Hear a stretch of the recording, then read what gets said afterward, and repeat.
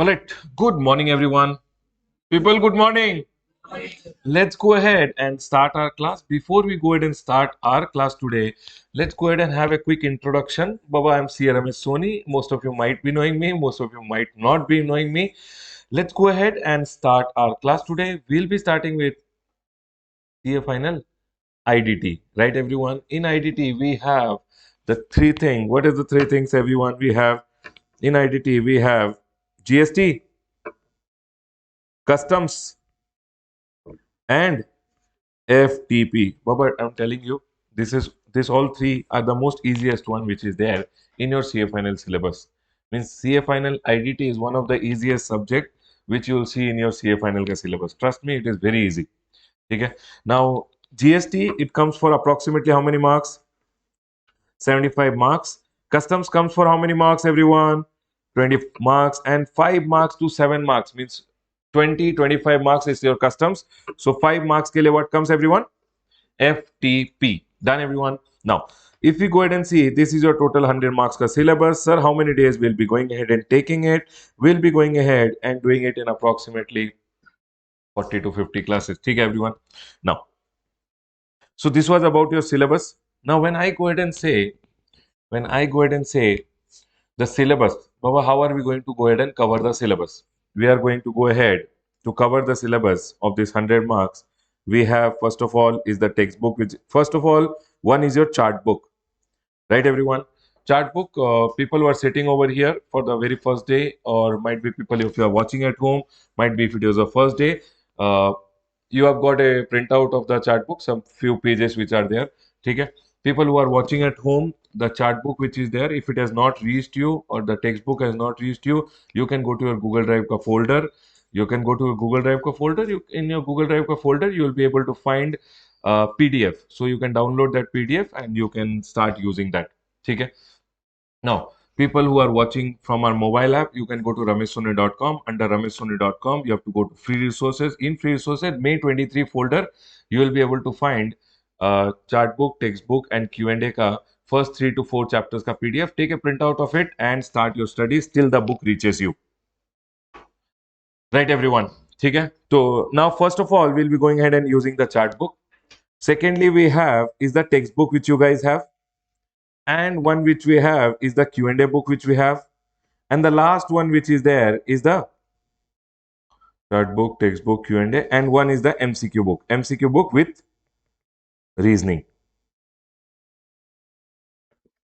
Now, everyone listen to me very carefully. The chart book which is there, I hope you guys have it. Now, the chart book which is there over here. The chart book which is there is the GST Introduction, Overview, Administration, the first chart. Can you guys see the second chart is there? The third chart is there. Well, all these charts are nothing other than a mind map of what are we going to learn from that particular chapter. See, this chapter, you can go ahead and see, this is the whole chapter. This is chapter number 1. The chapter number 1, I've gone ahead and compressed and I put it over here in one page. Now, I am going to go ahead and not need any textbook, or I'm not going to need any chart book to go ahead and explain you. This chart book which is there, everyone listen to me carefully. This chart book which is there is just your mind map. That, sir, in this flow we'll be going ahead and studying. Are you guys able to understand? For me to go ahead and explain you, I'll not need your textbook also, I'll not need your chart book also, I'll not need anything to go ahead and explain you. So basically we'll be going ahead and learning all the concepts one by one. Right, everyone? And how in the flow we are going to learn the concept, that mind mapping is your chart. Are you guys able to understand that, sir? First we'll go ahead and understand what is direct tax, indirect tax, then we'll go ahead and understand the difference between direct tax, indirect tax. We should also know about the deficiencies of existing tax system. We should also go ahead and know about the various features of GST. Are you guys able to understand what are the taxes which have gone, what are the taxes which have not gone? The points which are written over here, we will be going ahead and discussing in detail in the class and learning all the concept. Now, one notion which students sometimes get is, sir is only teaching from the chart book. Baba, I'm neither using the chart book, I'm neither using the textbook, neither I'm using anything. What I'm going ahead and doing is, I'm going to teach you concepts. Are you guys able to understand? And that concept, so that you remember that in this flow we have gone ahead and learned the concept, it's just mind mapping which is given in the chart book. Are you guys able to understand? So that when you go home, back, revise, etc., you know that sir started from this and we have ended with this. Otherwise, for me to teach in the class, we don't need the chart book also, we don't need the textbook also. We'll be going ahead and just keeping on learning the chapters. Okay, if by chance in between I have to show you something from the textbook, I'll show you from the textbook, right, everyone? Now, so first of all is the chart book. What is the chart book, Baba? It's a summary or it's a mind map basically. You can go ahead and call it a summary also of every chapter. What I've gone ahead and done, I've compressed every chapter in one chart. Approximately you have 88 charts which are there. 88 charts covers your 100 marks. Okay. Now these charts which I have told you again, it is just a mind mapping which is there in what flow we are going to study. Now the textbook which now the chart book, sir, does it cover everything? Again, I'm telling you, it's just a mind mapping. Around 90-95% of the things are already covered. Done, everyone. The second one is the textbook. Sir, the textbook which is there, the textbook which is there is completely updated and amended for your May 23 exam. Baba, amendments ke liye I will go ahead and tell you. How does the amendment work? Basically, the textbook, chart book, Q&A book, everything is completely amended. Sir, how does amendment work? How does the amendment work? Listen, you guys are writing in your May 23 exam. May 23 is your exam. Till when ka amendments are applicable to you? Baba, GST is a new law. Customs also, it keeps changing. Till when ka amendments are applicable to you guys? 6 months prior to exam, whatever amendments have come, those are applicable. Means up to 6 months, the amendments are not there. Prior to 6 months, whatever amendments have happened, those amendments are applicable for you guys for your May 23. Can you tell me for May 23, what is the cutoff date? Baba, for May 23, the cutoff date is 31st of October 2022. Till here ka all the amendments which are there, till here ka all the amendments which are there are applicable for you. Don't worry about it. All the amendments will be covered in the class. I'll be taking care of everything. Okay, everyone. So till here ka all the amendments are covered in your textbook, chart book, and Q&A book. Till 31st of October 2022, if you are writing your exam in May 23. How many of you are writing in November 23? Very good. No worries, Baba. Sir, we were worried saying that, okay, you are talking about May 23, but we are writing in November. Tell me one thing. If you are writing your exam in November 23, if you are writing your exam in November 23, till when ka amendments are applicable for you guys? 6 months prior, whatever amendments have happened. Means up to 6 months, whatever amendments have happened, those are not applicable. Prior to this, what do you mean by prior to this? 30th of April 2023. Till 30th of April, whatever amendments have happened, those are applicable to you. Now, for the students who have taken my classes for May 23, Baba, for you guys, everything amendment, whatever is applicable for you guys, everything will be done in the class. Basically, till 31st of October, all the amendments which are there, your books, your chart book, your Q&A book, everything is completely amended and updated. By chance, any amendment I feel additional also, I will tell you in the class and it will be done. Now, sir, I am going ahead and writing in November 23 exam. Baba, it means, sir, from here, 31st of October, till what date, everyone? From 31st October till 30th of April. What about the amendments? Baba, the amendments, updates, whatever amendment happens during this period. Which period? 31st of October. After 31st of October till people start responding. You guys are sitting and sleeping. Everyone, you have to talk to me. Chalo, tell me. From if I have to talk only to me, then it will not work out. You have to talk. Everyone here, 31st October till. Ha, tell me. So these 6 months ka amendments which are there, don't worry about it. This 6 months ka amendment, the amendment notes, the amendment video, it will be updated on the YouTube channel which is there. You have to go to Ramesh Soni YouTube channel. On my YouTube channel, before your exam, this all the amendments, updates will be given to you. Okay, everyone. On my YouTube channel, I'll be releasing one video which will say that amendments applicable for whom? November 23 exam. So before your exam, before your November 23 exam, these amendments also will be uploaded. When I upload the video, I'll tell you where to download the amendment notes also. Okay, everyone. Can we go ahead? Sir, whatever changes will happen in textbook, whatever changes will happen in chart book, what to do? Baba, those amendment notes will be your textbook updates which will be there. The chart book, whatever charts I upload also, amend also, those amended charts also will be made available. Can I go ahead, everyone? After you go ahead and see the amendment, when you solve question answers, you will come to know which questions there are small changes which will be there. Are we clear, everyone? Now, so first of all, I went ahead and told you about the syllabus. Anyone, any doubt about the syllabus? Nothing, sir. 75 marks and 25 marks. 25 marks, which I am telling 20 and 5 marks. It can be 18 and 20, 18 and 7 marks, something like that. Customs and FTP is 25 marks. Now, chart book, which is there, Baba, I'm telling you again, chart book is just a summary which is there. Yes, when I go ahead and teach you in the class, I will not be using any material. The chart book will be there in front of us. Why? Because we will be following that mind map. The second thing which is there is the textbook. The textbook which is there is completely amended, updated. You don't have to go ahead and refer to your ICI material. It's completely amended and updated for your May 20 exam. November 20 student, Baba, don't worry about it. Small amendment that will be taken care.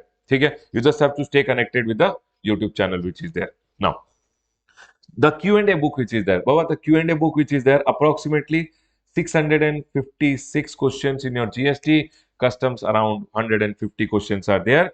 Okay. Now listen to me very carefully.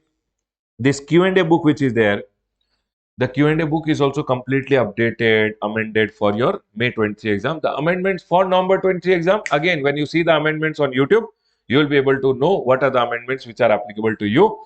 Right, everyone? So when you solve the question answers later also again, once you see the amendment, Baba, see, listen to me very carefully. People who are writing in November 20, don't worry anything. Just sit with me, study with me for your May 23 or November 20. The amendments which come 2 to 3 hours ka, later when you see, you will come to know what are the changes.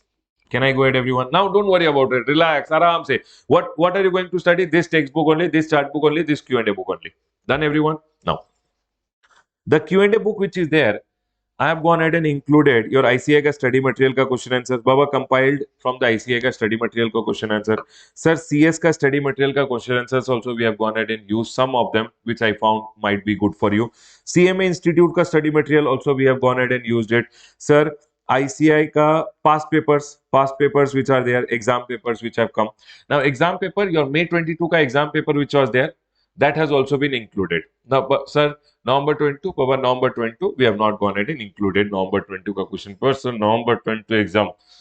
Can we go ahead, everyone? Sir, November 22 exam is going to happen now. Can we go ahead, everyone? Then, I don't have the paper. Okay. Huh.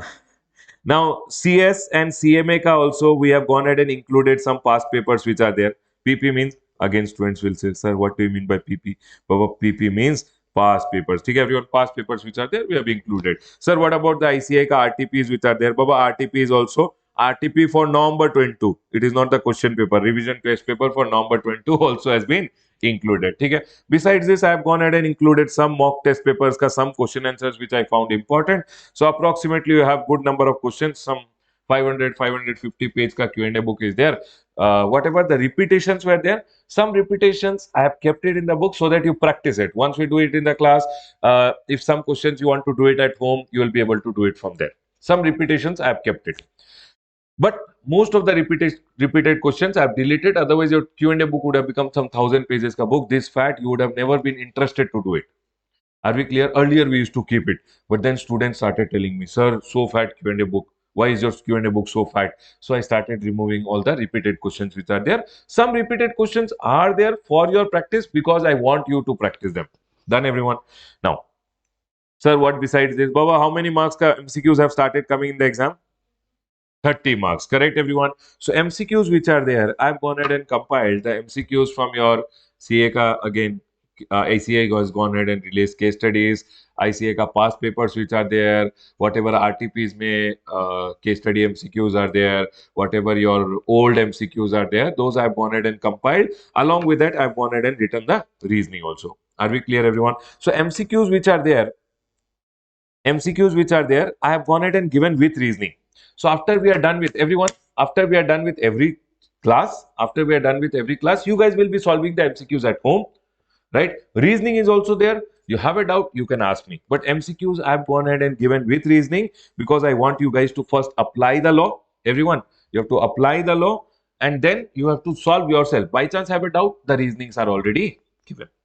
Are we clear? So the chart book which is there will be your mind mapping. We'll be going ahead and learning everything conceptually in the class, and the chart book will be just a mind map that okay, in this map sir is going ahead and teaching. The second one which is there is your textbook again. The textbook again which is there, you guys will be reading it. Once we have gone ahead and learned all the concepts, etc., you guys will be reading the textbook and you will be able to understand what is the textbook going ahead and telling. Basically, it's the law.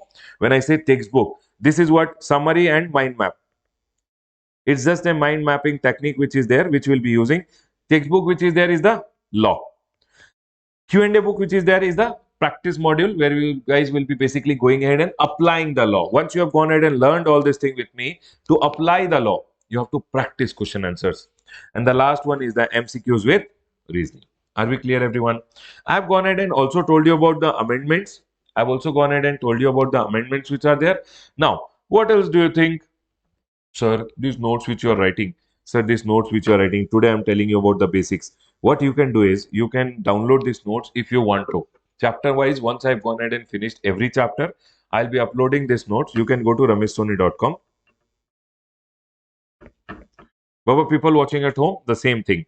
rameshsoni.com, free resources. In free resources, you will be able to see May 23 folder. In May 23 folder, this will be named as classroom running notes. Classroom running notes. After I finish every chapter, I'll upload these notes, because when you come to the class, all I want from you guys is to completely see the class, what I'm teaching, and understand everything. Baba, we are not here to write. We are all not here to write. We are all here to understand. We already have so many books which are there. See, ICI ka book you download. So many books are already there. Correct or not? What will you do with so much of notes? Ultimately, in the exam, you'll query your brain. So in the brain, everything has to be conceptually clear.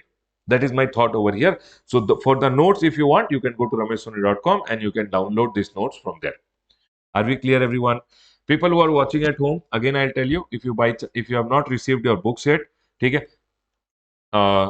for students who are watching at home, the books which are there, if you have not received it, what you can do is, you can again go to rameshsoni.com, free resources, May 23 folder. In that, you will be able to find the textbook, chart book, and the Q&A book. Textbook, chart book, and the Q&A book ka first 3 to 4 chapters ka PDF. You can download it, take a printout of it, and start studying till the books reaches you. Right, everyone? Chalo. Now, please come back. Now, there's some thoughts which students have. Okay? I just want to talk about it. Students go ahead and say to me, sir, you have various courses which you offer. Correct, everyone?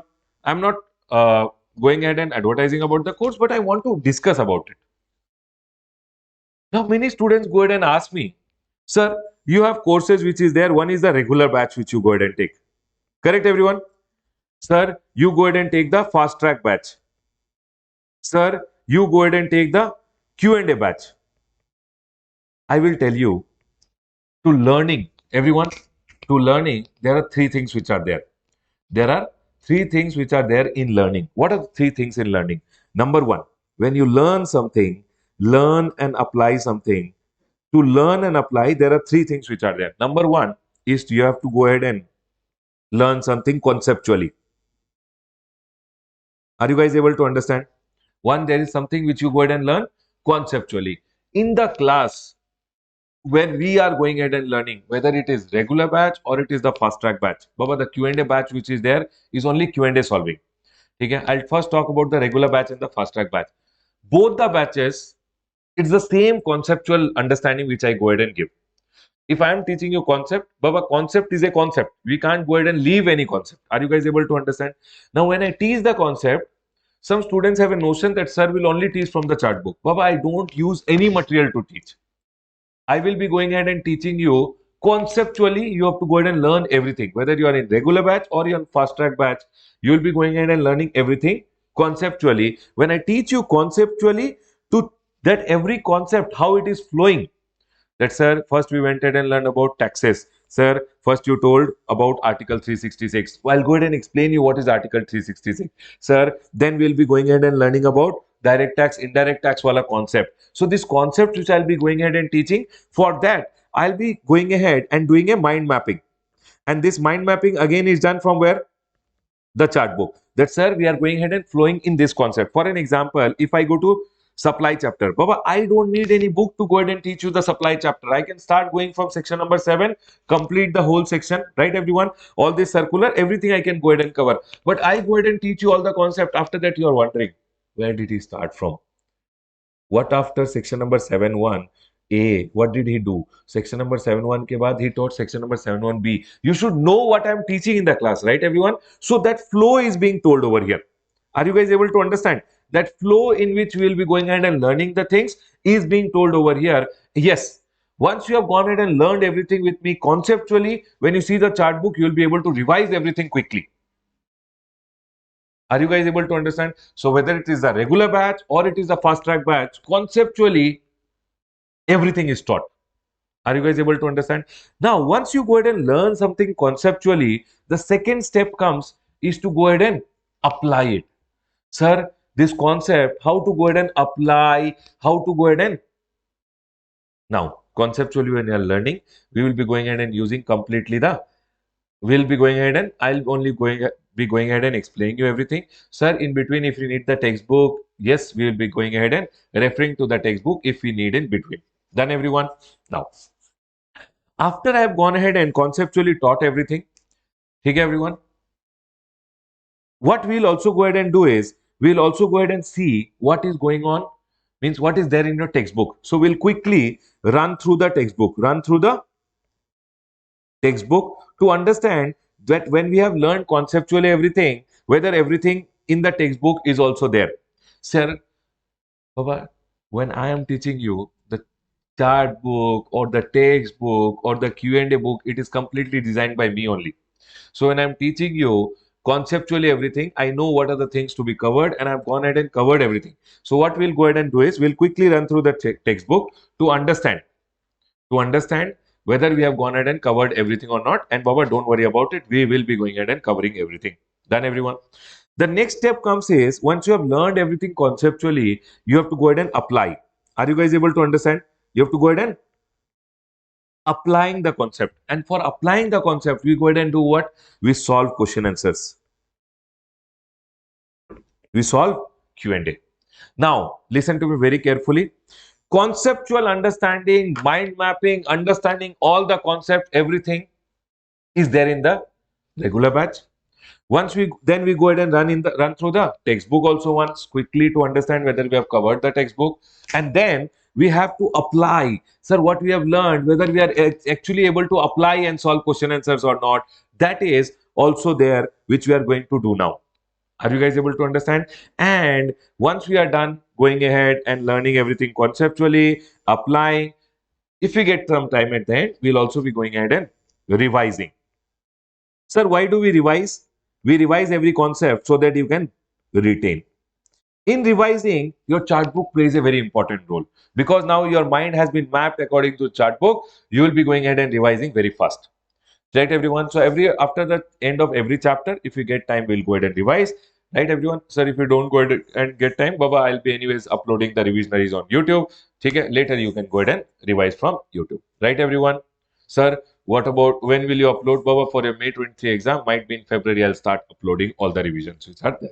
Okay, so revisions which are there. So till then, how to retain, Baba? You can use the old revisions which are there. The old revision or new revision. Wake up alarm. Okay, okay. Old revision, the old revision which is there or the new revision which is there, only some small differences will be there. That's all. Okay. In February, I'll start uploading the revisions also. Now, this was about your regular batch. In regular batch, what are we going to do? We are going to learn everything conceptually. Then we are going to run through your textbook. Then we'll be going ahead and applying the law. Learning how to apply the law is very important because that's the main part. That's the main part. If you don't know how to apply the law, how will you write your exam? In the exam, you have to know how to apply the law. And Baba, revision, again, I'm going ahead and telling you, revision will be anyways there on YouTube. Okay, everyone. After the end of every class, we'll be going ahead and revising if we get some time. Otherwise, anyways, on YouTube, the revision is already there. November 22 ka revision you can follow. February onwards, May 23 ka revisions also will start coming. Now, this is about your regular batch. In regular batch, these are the things which we do. Sir, I'm going to take only fast track. Now, students would say fast track. There's nothing different other than the thing that you have to solve your question answers on your own. Revision is also there on YouTube. Now, this textbook reading and solving question answers the student do on their own.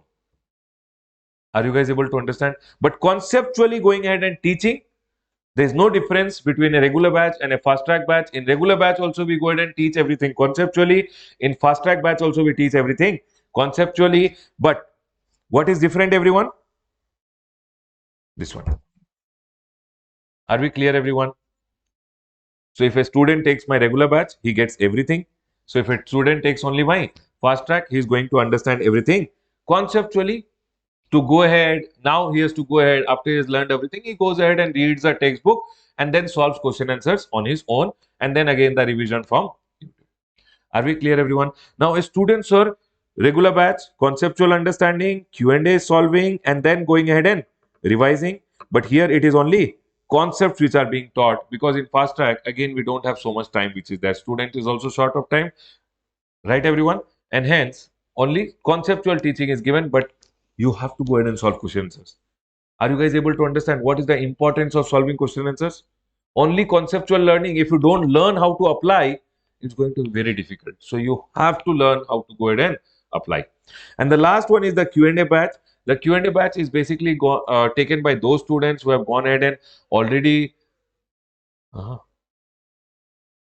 the Q&A batch which is there is basically being taken by those students who have already learned IDT on their own, or might be they have gone ahead and learned with some other teachers. They have already known concepts, but they just want to go ahead and learn how to apply. So only going ahead and solving Q&A is being done in the Q&A batch, where they learn how to apply the law. Are we clear, everyone? So always remember one thing. The first thing in your learning comes your conceptual learning. Trust me, from conceptual point of view, you will have no issues at all. Are we clear, everyone? Let's go ahead and start with our IDT ka learning now. In IDT, the first thing first, everyone. So, people, are we all clear with all the three batches? With all the three batches also, and with all the understanding which are going to happen? Are we all clear, everyone? Chalo. Done. Please come to your, you don't have to go anywhere, Baba. Aram se sit, aram se keep listening. When I go ahead and tell you about GST, everyone, when I tell you about GST, what do you understand by GST, everyone? Goods and services tax. Correct, everyone? So the first thing which you have to go ahead and learn when you learn GST is goods and, Baba, you have to talk to me. You have to learn what is goods and services. Goods and services.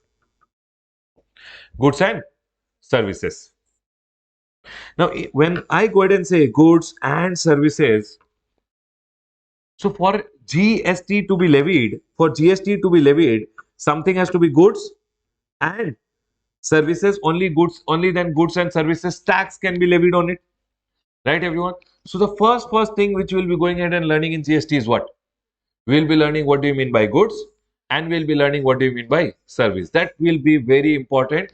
First, we'll be going ahead and learning about what is goods, and we'll be going ahead and learning about what is services. Okay, sir. Goods and services. Now, once you have gone ahead and learned about what is goods and what is services, sir, just because I have a mobile phone, can you go ahead and charge GST on it? Why? Baba, what do you have to do with the mobile phone? Sale. Baba, there has to be something that happens with the mobile phone. One showroom guy is there. He has 300 cars which are standing in the showroom. A showroom guy is there. He has 300 cars which are standing in the showroom. Now, my point over here is those 300 cars which are standing in the showroom, can you go ahead and apply GST on it? Why? There has to be supply. There has to be something done. There has to be something done with those goods and services. Only then you can go ahead and levy what? Goods and services tax. If I go ahead and tell you, I know how to teach, I'm sleeping at home. Can you go ahead and charge GST on me? Government woke me up. Ramesh, you know how to teach. We'll charge GST on your service. Am I going ahead and providing the service? So unless you go ahead and provide the service or you go ahead and sell the goods, GST can't be levied. Just because you have one mobile phone, GST can't be levied. There has to be something called supply. Are you guys able to understand? The most important concept is supply. Goods have to be supplied, services have to be provided. Now, the word provided has been replaced with what? Supply. What they are going ahead and telling Ramesh, first of all, goods have to be there, services has to be there, and then it has to be supplied. Are we clear, everyone? Once goods and services are being supplied, government says, Ramesh, GST will get levied. GST will get levied means GST will get imposed. GST will get imposed. For an example, I'll go ahead and tell you this signal pay, one small kid is there. Okay? The kid is selling socks. Socks are what, everyone? Goods. He's selling it. Selling means, Baba, is he going ahead and supplying? Is GST levied? Yes. GST gets imposed on the goods. GST gets imposed on the goods. But is the kid collecting GST and paying to the government? Why? Because government goes ahead and says, Baba, I don't want to be. See, always remember one thing. If you do business in the country, government is your partner. If you do business in the country, government is your partner. Are we clear? And government doesn't do partnership with small people at all. If your turnover is like 20 lakh, government says, no, no, no, I don't want to be partner with people whose turnover is very less. So if my turnover is less than 20 lakh rupees, I'll tell 20 lakh now. Okay, later we'll understand 40 lakh, 20 lakh, 10 lakh. So what government goes ahead and says, if your turnover is only 20 lakh, supposingly my turnover crossed, okay, I am going ahead and telling my turnover crossed 20 lakh rupees. What will I do? Service provided, GST got imposed on the service. What will I do? I will collect from you and pay it to the government. Government says, Ramesh, I want 18% GST on the service. But means government is my partner for how many percent? 18. Baba, I'll ultimately collect it from you and give government 18%. That's all is GST. Are you guys able to understand? Now, this kid which is going ahead and selling goods, he's selling it, it's supplied. On his goods, GST got levied. Now, there are two things. One is levied.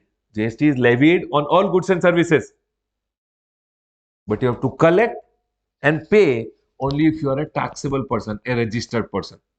Are you guys able to understand? Why is the kid not collecting? Because he is not registered under GST. So always remember, GST gets imposed as soon as you supply goods and service. But then the next step is collected and paid. Now you'll collect and pay only when you are a registered person.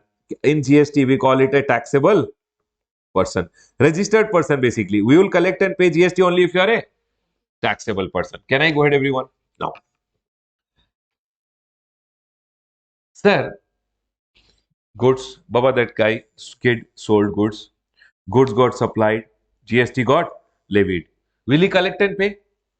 No. Why? Because he is not a taxable person. If he is a taxable person, supposingly me, service supplied, GST got imposed on my service. On my service, GST is imposed. Will I pay it or ultimate consumer? Baba, ultimately, GST is imposed on the ultimate consumer. So I'll collect it from you and pay it to the government. Now, the next step comes is when I have to collect and pay GST, how will I collect? On what amount I'll collect? I've supplied you. What is the value of that supply? For an example, you came for our class. We charged you how much? 10,000 rupees. So GST, I have to go ahead and calculate. Once I have to collect, I will go ahead and calculate GST. How do you calculate GST? GST is equal to value of supply. I supplied you the class for how much? 10,000 rupees multiplied by rate of tax. This rate of tax, who gives, everyone? Government. This rate of tax is also given by the government. Now, this rate of tax which is there, everyone listen, I supplied you the class for 10,000 rupees. Rate of tax, government goes ahead and gives. This is given by the, notified by the government. Everyone over here. Everyone here now. So, value of supply multiplied by rate of tax. Everyone over here. What is the amount of GST? 1800. Correct, everyone? So, what will I do? I'll go ahead and collect from you 10,000 rupees. I'll collect from you 1800 rupees and I'll give it to the government. So, service, everyone here, service, I went ahead and provided, supplied, GST got imposed on my service. What will I do? I will have to collect and pay if I'm a registered person. Think I'm a registered person already in GST. What will I do? I'll collect GST from you and pay it to government. But before collecting, I have to calculate. What is calculation? Whatever is the value of your supply. I went ahead and supplied you for 10,000 rupees. For an example, we went ahead and told you 8,000 rupees plus 2,000 rupees we told for the books, and we went ahead and collected 10,000 rupees from you. 8,000 plus 2,000, 10,000 multiplied by rate of tax. Right, everyone? 10,000 into 18% will give you how much? 1,800 rupees. What will I do? I have to collect this 1,800 along with my 10,000 and give it to the government. Now, when I come to collect, what will you take? Tell me. You'll tell me, sir, once you have gone ahead and known the value, once you know the rate of tax, I'll tell you, please give me 1,800 rupees. You'll tell me, sir, please give me tax invoice. Yes or no, everyone? So, the next step will come. I will give you a tax invoice. Can I go ahead, everyone? Once I go ahead and give you a tax invoice, I've already sold my goods. I'll have to go ahead and maintain my accounts and records saying that, sir, these are the goods I have supplied, these are the services I have supplied, these are the things I have purchased, these are the basically tax invoices I have gone ahead and issued. So, what is the first step in going ahead and learning GST? First of all, you have to learn what is goods and what is service. The second thing we have to go ahead and learn is goods and service has to be supplied. Sir, if it is not goods and service, out from GST. Sir, if it is not supplied only, if it is not supplied only, again GST will not come. So second step is it should fall in supply. Third step, what will happen?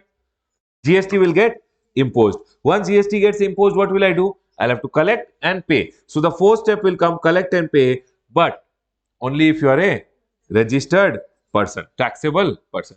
Now, once I have to collect and pay, what will I do? I will go ahead and calculate. So fifth step will come, you will go ahead and calculate.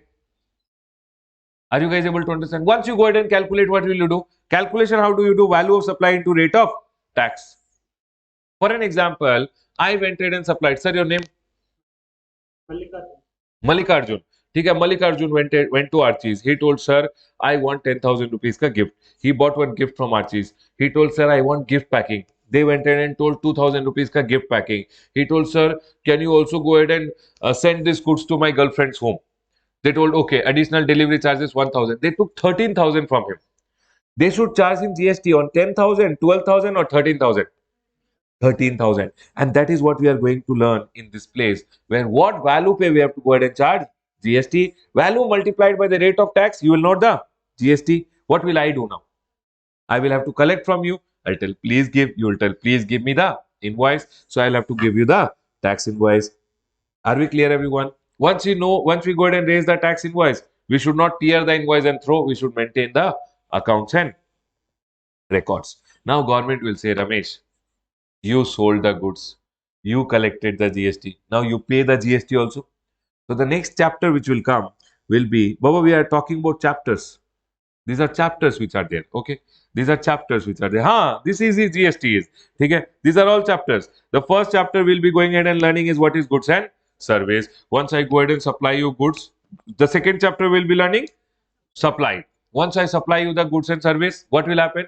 GST will be levied. Once GST is levied, I have to collect GST and pay only if I am a registered person. So we'll learn about registration. Okay. Now what will I do? I'll have to go ahead and calculate GST. When I have to calculate GST, GST is equal to what is the value of my supply multiplied by rate of tax. Correct? Once I know how much I have to go ahead and collect, what will I do? I'll give you a tax invoice. So in this chapter, we'll be going ahead and learning who should raise tax invoice, when should the tax invoice be raised. In the tax invoice, your name should be there, your address should be there, your GST number, buyer's name, address, GST, total bakwas. Okay? So we'll be going ahead and learning about what should be done in a tax invoice. Now I gave you the tax invoice. I will maintain my accounts and records. Now once I give you the tax invoice, all done. Government is telling Ramesh, what are you waiting for? Okay, I'll maintain my accounts and records. You will tell, sir, you bought the goods from me. What will you tell? Sir, please give the delivery. Yes or no? So one more additional chapter which will come, which we'll talk later. Okay? I will go ahead and maintain my accounts and records till here. Everything is clear. What did I do? Service supplied. GST got imposed on the service. What will I do? I have to collect and pay. To collect and pay, what will I do? I'll calculate. Once I calculate, I'll give you an invoice. Once I have given you the invoice, what will happen? Now I'll maintain my account saying this is my sale. Now what government will say, Ramesh, your bad time has come. You have to pay the GST to me. Yes or no, everyone? Baba, what is your bad time? Your bad time is when you have to pay the GST. So the next chapter will come, which will tell us about the bad time, time of supply. What time do you have to pay the GST to the government? Sir, I have to go ahead and pay GST to the government. Supposingly, I have to go ahead and pay 10,000 rupees. Everyone, I have to go ahead and pay how much? 10,000 rupees. Now, to pay 10,000, what happens? No, whenever a business, if I am a business, I have to go ahead and pay 10,000 rupees. Sorry, 1800. GST is how much? 1800 rupees. How will I pay this 1800? To provide you the goods or to provide you the service, to supply you the goods or to supply you the service, I would have bought some goods. Whatever goods you buy in a business, if you have paid any GST, you get something called credit. Everyone, I'll teach you the concept of credit later. But in business, what happens to provide any goods and service or to supply any goods, you take services, you buy goods, or you might be go ahead. Okay, to provide you the class, I bought this bottle. On this bottle, whatever GST I paid to the government, government will give it to the sorry, whatever I paid to the supplier, supplier will give to whom? Government says, Ramesh, you are to my partner. Ultimate bakra is who? Customer. So government says, Ramesh, you collect from the customer 1800. Whatever you have paid, no, I will give you the credit. So when purchasing something, if I paid something, supposingly, when I have gone ahead and provided you service, I have to pay government how much? 1800. I already have bought goods and services on which I have paid 1000 rupees GST. Government will give me the credit. So the next step will come. If your liability has come supposedly 1800, you have to pay it to the government. You will go ahead and use your input, whatever inputs, whatever you buy, on that whatever tax you pay, on that tax you will get the credit. Of the tax, whatever credit you get, you can go ahead and use. Supposedly I use 1000 rupees. I have 1000 rupees ka credit. I'll teach you how do you get credit. Now, balance you have to go ahead and pay. So the next step will come. You will have to go ahead and make the payment of tax. Are we clear, everyone? How much will you pay? 1800. See, you will deduct this 1000 rupees and you will pay 800 rupees. Once you go ahead and pay, you have to go ahead and file something called returns. Sir, what is return? Baba, return is nothing. Sir, I sold this much goods. This is my output tax liability. I bought this much good. This is my input tax credit. I've set off and I paid you balance this much. This whole story, Baba, you can't call and tell the government. Do you think everyone can call and tell the government this month on your behalf, this much sales we did, this much tax we collected? Are you guys able to understand? So we will go ahead and inform the government by filing a return. Return is nothing other than information to the government. Baba, partner, no. Partner, see, this month we have done this much ka sale. This much was the purchases. On the purchase, this much GST paid. On the sale, this much GST collected. So I have set off and I paid you the balance. Set off means output liability which was there. Against that, I have used the credit and this is the balance which I am paying you. But till here, when we reach, your GST is complete up to 75%. Take everyone. This is the first part of your GST. You tell me if there is anything. What is the first thing we'll go ahead and learn in GST? Goods and service. Sir, when I go ahead and supply the goods and service. So see, you will go in your chart. You will see supply is there. Only if you are following the definition of supply. But definition of supply is this one. So only if you are following, see, first we'll learn about what is goods and service. Once you know about goods and service, what will we do in the second step? GST will get levied. Sorry, supply. Goods and service has to be supplied. Once supply is done, then what will happen, everyone? GST will get levied. Once GST is levied, what will you do? You'll have to collect GST and pay it to the government only if you are a registered person. Sir, if I'm a small person, government is like that. Go. So small people and all, I will not do partnership. So for that, you don't have to collect and pay. For an example, one small signal pay, one person is selling socks. Do you think that person will go ahead and take registration? His turnover might be less than 20 lakh rupees or up to 20 lakh rupees where he is not required registration. He will not collect and pay anything. Government is telling small people, I don't want partnership. Can I go ahead, everyone? Now, what will I have to do? I have to collect and pay. How will I go ahead and collect and pay? I will go ahead and calculate. Once I go ahead and calculate, what will I do? Once I have to go ahead and calculate, I will go ahead and tell you, Baba, pay the GST. So I will give you a tax invoice. Now this tax invoice ka accounts and records I'll maintain. Once I go ahead and maintain the accounts and records, now what will government say? Ramesh, your bad time has come. Your time of supply has come. You have to pay the GST. Time of supply means that time when you become liable to pay. This is your when you become liable to pay. Now, if I am liable to pay 1800, what will I do? Sir, I've collected on your behalf this much. When I purchase the goods, no, sir, I paid this much GST. So I will be allowed to set off and I'll be paying only the balance. Are we clear, everyone? Once I make the payment, I'll inform the government that, sir, this is your balance I paid. This is the amount of liability. This is the amount of ITC, and this is the balance I've got. And paid. Is there anything difficult? Baba, till here when we reach, you are done with 75% of your GST. Now, GST is a new law. People can have a lot of confusion when they are reading the law. Anywhere you have any confusion, government have set up one authority. And the name of the authority government have gone ahead and given as advance ruling. So the next step will come, advance ruling. That, sir, if any person has any doubt at any time, he can go for one authority which is known as advance ruling authority. Sir, I want to ask this question. What I am doing is supply or not? Sir, what I am supplying, what is the rate of GST? If you have any question, you can go ahead and ask one authority which is known as advance ruling authority. Are we clear, everyone? See, when you go ahead and see your textbook, in your textbook also, see, goods and service. Here only goods and service will be there. Once goods and service is there, it is being supplied. What will happen? GST will get levied. You have to collect and pay GST. Once you collect it, in between the small chapters which are there, you ignore it now. Okay? How will you go ahead and calculate? You will have to know the value multiplied by rate of tax. Once you know the value, you'll go ahead and rate the tax invoice. Then you will go ahead and maintain your accounts. E-way bill I'm yet to teach. Your liability will come. Correct, everyone? Once your liability comes, you will use your input tax credit. These are two miscellaneous chapter. Then you will make the payment and then you will go ahead and file your return. So can you guys see till chapter number 18 is 75% of your GST which is done. Are we clear, everyone? Your textbook color till here is purple color. ठीक है, everyone? Sir, any significance? No, Baba. It is just to make your book look colorful. The book is colorful. ठीक है, everyone? ठीक है? So till here it is purple color which is there. 75% of your GST is done. Then, sir, then what will happen? Everyone listen. Sir, if I have any doubt in any step, what will happen? If you have any doubt in any step, you can go ahead and approach one authority which is known as what? Advanced ruling authority. I'm in your textbook index. That's all. You don't have to go here and there. Now what will happen? First part of GST is done.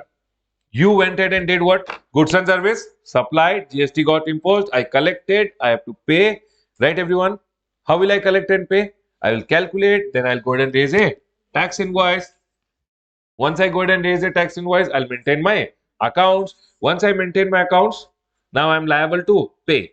Government will say your time of supply has come, your liability to pay has come. Sir, you give tax invoice also, you maintain accounts also, will you not pay? So your time of supply has come when you have to pay. What will you do to make the payment? When your liability is there, you will use your credit balance, you will pay and file the return. That's it. Simple. This is what every shopkeeper does every month. Yes or no? Shopkeepers do what? Goods or service is there. They supply it. GST gets imposed. What do they do when GST gets imposed? They have to go ahead and collect and pay. How will they do? They'll calculate. They will give you an invoice, collect the amount. Whatever credit they have, they will use it. Balance, they will pay to the government and file the. That's all is done. This is only the step. Now, sir, I told partner I filed the return. Government has a doubt on you. Then what will happen? Then there can be assessments which can be there. Correct, everyone? When the government is going ahead and doing assessment, might be government can also go ahead and do audits. Audit can be done by the GST department on you. Baba, it can happen. No, everyone is not very good boy or good girl. No, they will collect GST pay, collect GST pay. They will do cheating also. So government will do assessments, scrutiny. Are you guys able to understand? Best judgment assessment. All these assessments will happen to check whether this person is paying the taxes correctly or not. Now, once the assessments are done, Baba, you know what will happen? Assessment may there's something called scrutiny. You guys would have heard about scrutiny. Scrutiny may what happens? This return you filed, no. This return which you filed, officer will pick up your return. He will check. He will not pick up all the returns. He will pick up some returns and see whether everything is correct or not. If he has a doubt on you when he is scrutinizing the return, he will tell you, Sir, this is the doubt I have. Please go ahead and pay this much tax. You are a good boy. You paid all the tax. Very good.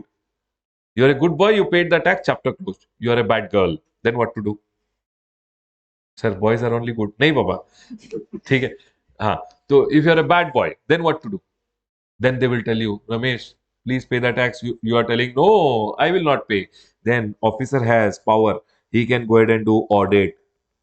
Officers will come to your premises and they will do the audit. Officer is telling, I can't do this kind of audit. They will appoint some C and send it to your office. Special audit. This will be done by whom? Departments. GST department will do the audit. Might be they are very angry with you. When they did scrutiny, they are very angry. They will come for inspection. They can come for inspection. They can come for search and seizure. They will come to your premises, search everything. So far, they will tear apart everything and they will search. Okay? Search and seizure will happen. If they find some document, books, things, etc., which they think they can use against you, they will take it with them and go. Might be if you have done very big crime, they will arrest also and take you. Are we clear, everyone? Then what will happen? So assessment happened. What is assessment, everyone? You went ahead and filed your return. Officer will go ahead and scrutinize your return. When he is checking your return, assessment means checking basically. When they are assessing whether the returns are fine or not, if they have any doubt, they'll tell you, hey, this much is the amount, pay. If you pay, very good. If you pay, very good. Sir, I will not go ahead and pay. Then they will go ahead and do audit, special audit. Officer will get angry. Baba, he'll become angry bird here. Okay? Once the officer becomes angry, he will do audit, special audit. Might be he'll go ahead and do what? Inspection, search, seizure, and he will go ahead and do arrest. Now listen, they have done audit, they have done special audit on you, they have gone ahead and done inspection, they have done search, seizure. They will get evidences against you. Once they have evidence, they will go ahead and give you a demand order. And tell you, I make the payment of the demand order using all the evidences which they found during audit, special audit, inspection, search, seizure. They would have found evidences. Using that evidence, they will tell, hey, this is the demand order I am giving you. They will basically give you on show cause notice and then give you on demand order. You pay the demand order within how much time? 3 months. Once they have given you a demand order, you have to pay within 3 months. Otherwise, what will happen? See here. Who is this, sir? Baba, this is officer holding you upside down and recovering all the money. Okay, everyone? This is you. You. And officer is going ahead. I love drawing. Okay, everyone? Okay. The hairs will be like this. Okay. And he will do recovery. Are you guys able to understand this? Demand and recovery will come. Once they give you the demand order, you should make the payment within how much time? 3 months. If you don't make the payment, recovery will start. Are we clear, everyone? Now, what I'm telling is, sir, I don't want to be hanged upside down. Then you have three options. Once demand comes, either pay within how much time? 3 months, or sir, recovery will start, or sir, you can go for a appeal also. Are you guys able to understand? And the next chapter will come appeal and revision. Means once the demand order has been received, you can go for a appeal. Sir, I don't want to go for appeal. Then they will hang you upside down. No, sir, I don't want to be hanged upside down. Within 3 months, you pay.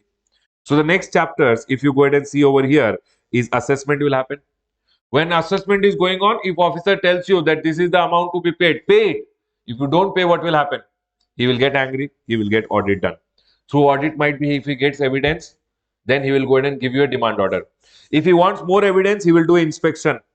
Inspection, search, seizure, and arrest will happen. Using all the evidences, what they will do? They'll give you a demand order. Make the payment within how much time? Did not make, then?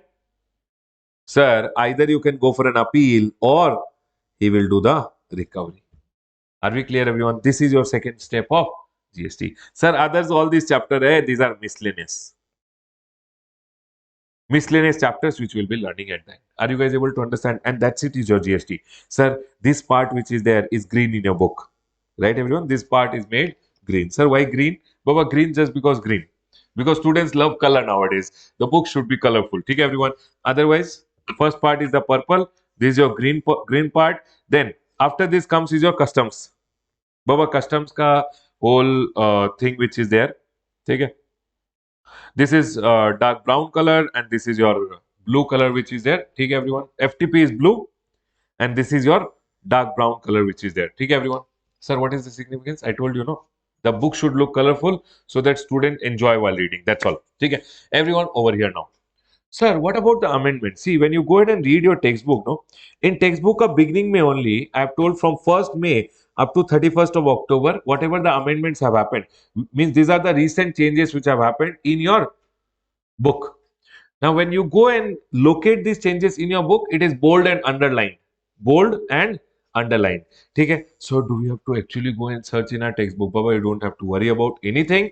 When I'm going ahead and teaching you everything, all the concepts, I'll be going ahead and teaching you conceptually. These are the amendments, recent changes which have happened.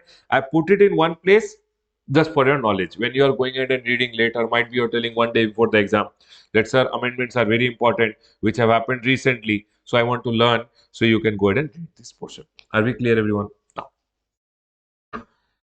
is this point clear, everyone? Okay, sir. I've already told you what is the flow going to be. Please come to your, please come to your chart book. Sir, you told you will start from here. Then what is it? Baba, before you go ahead and start learning, you have to know ABCD, no? So this is just the basic. This is just the basic. Please come over here. Take a 2 minutes break, drink some water, and then we'll continue. Take a 2 minutes break. People, done 2 minutes break. Let's continue. Everyone over here. See, Baba, the concept is every 1 hour you should study. 5 minutes or 2 minutes you should take a break so that you are back to your efficiency level. Drink some water, talk to your friend, talk to your mama, papa, 2 minutes, 5 minutes, and then you should start again. In the class, you don't have mama, papa, you can talk to me, you can talk to your friends, everyone. Okay? People sitting at home, always the concept is whenever you are learning something, 1 hour, you take 5 minutes break. Okay? So at least if you have gone ahead and studied some 6 hours or 12 hours at home, means you would have taken out some 1 hour of break, means you have effectively studied 12 hours, 11 hours. So when you go take a break, come back and start studying, you are studying effectively again. You're recharged. You're recharged because you have gone ahead and whatever was in the mind, you have thrown it, you have spoken to your friend, you have spoken to your family, and you're back to track. Otherwise, in that 1 hour, no, sir, I have something to talk to my friend, I have to go ahead and do something. Baba, you finish everything and come back. That's the concept. 1 hour or 55 minutes, 45 minutes you study, take a 5 minutes break. Can we go ahead, everyone? Chalo, let's go ahead and start.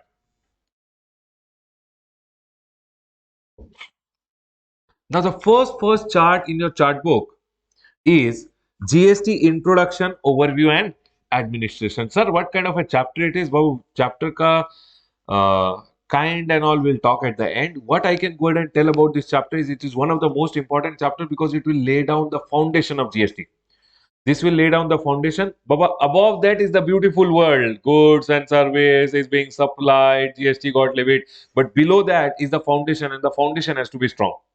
For the first few days, we'll be working on learning on the foundation. Are we clear, everyone? Now, the first thing when you go ahead and see the chart is article number 366, clause 12A. Everyone listen to me very carefully. But we don't have to, I'm telling you, we are not learning from any textbook. We are not learning from any chart book. We are just going ahead and learning. First, learning is important.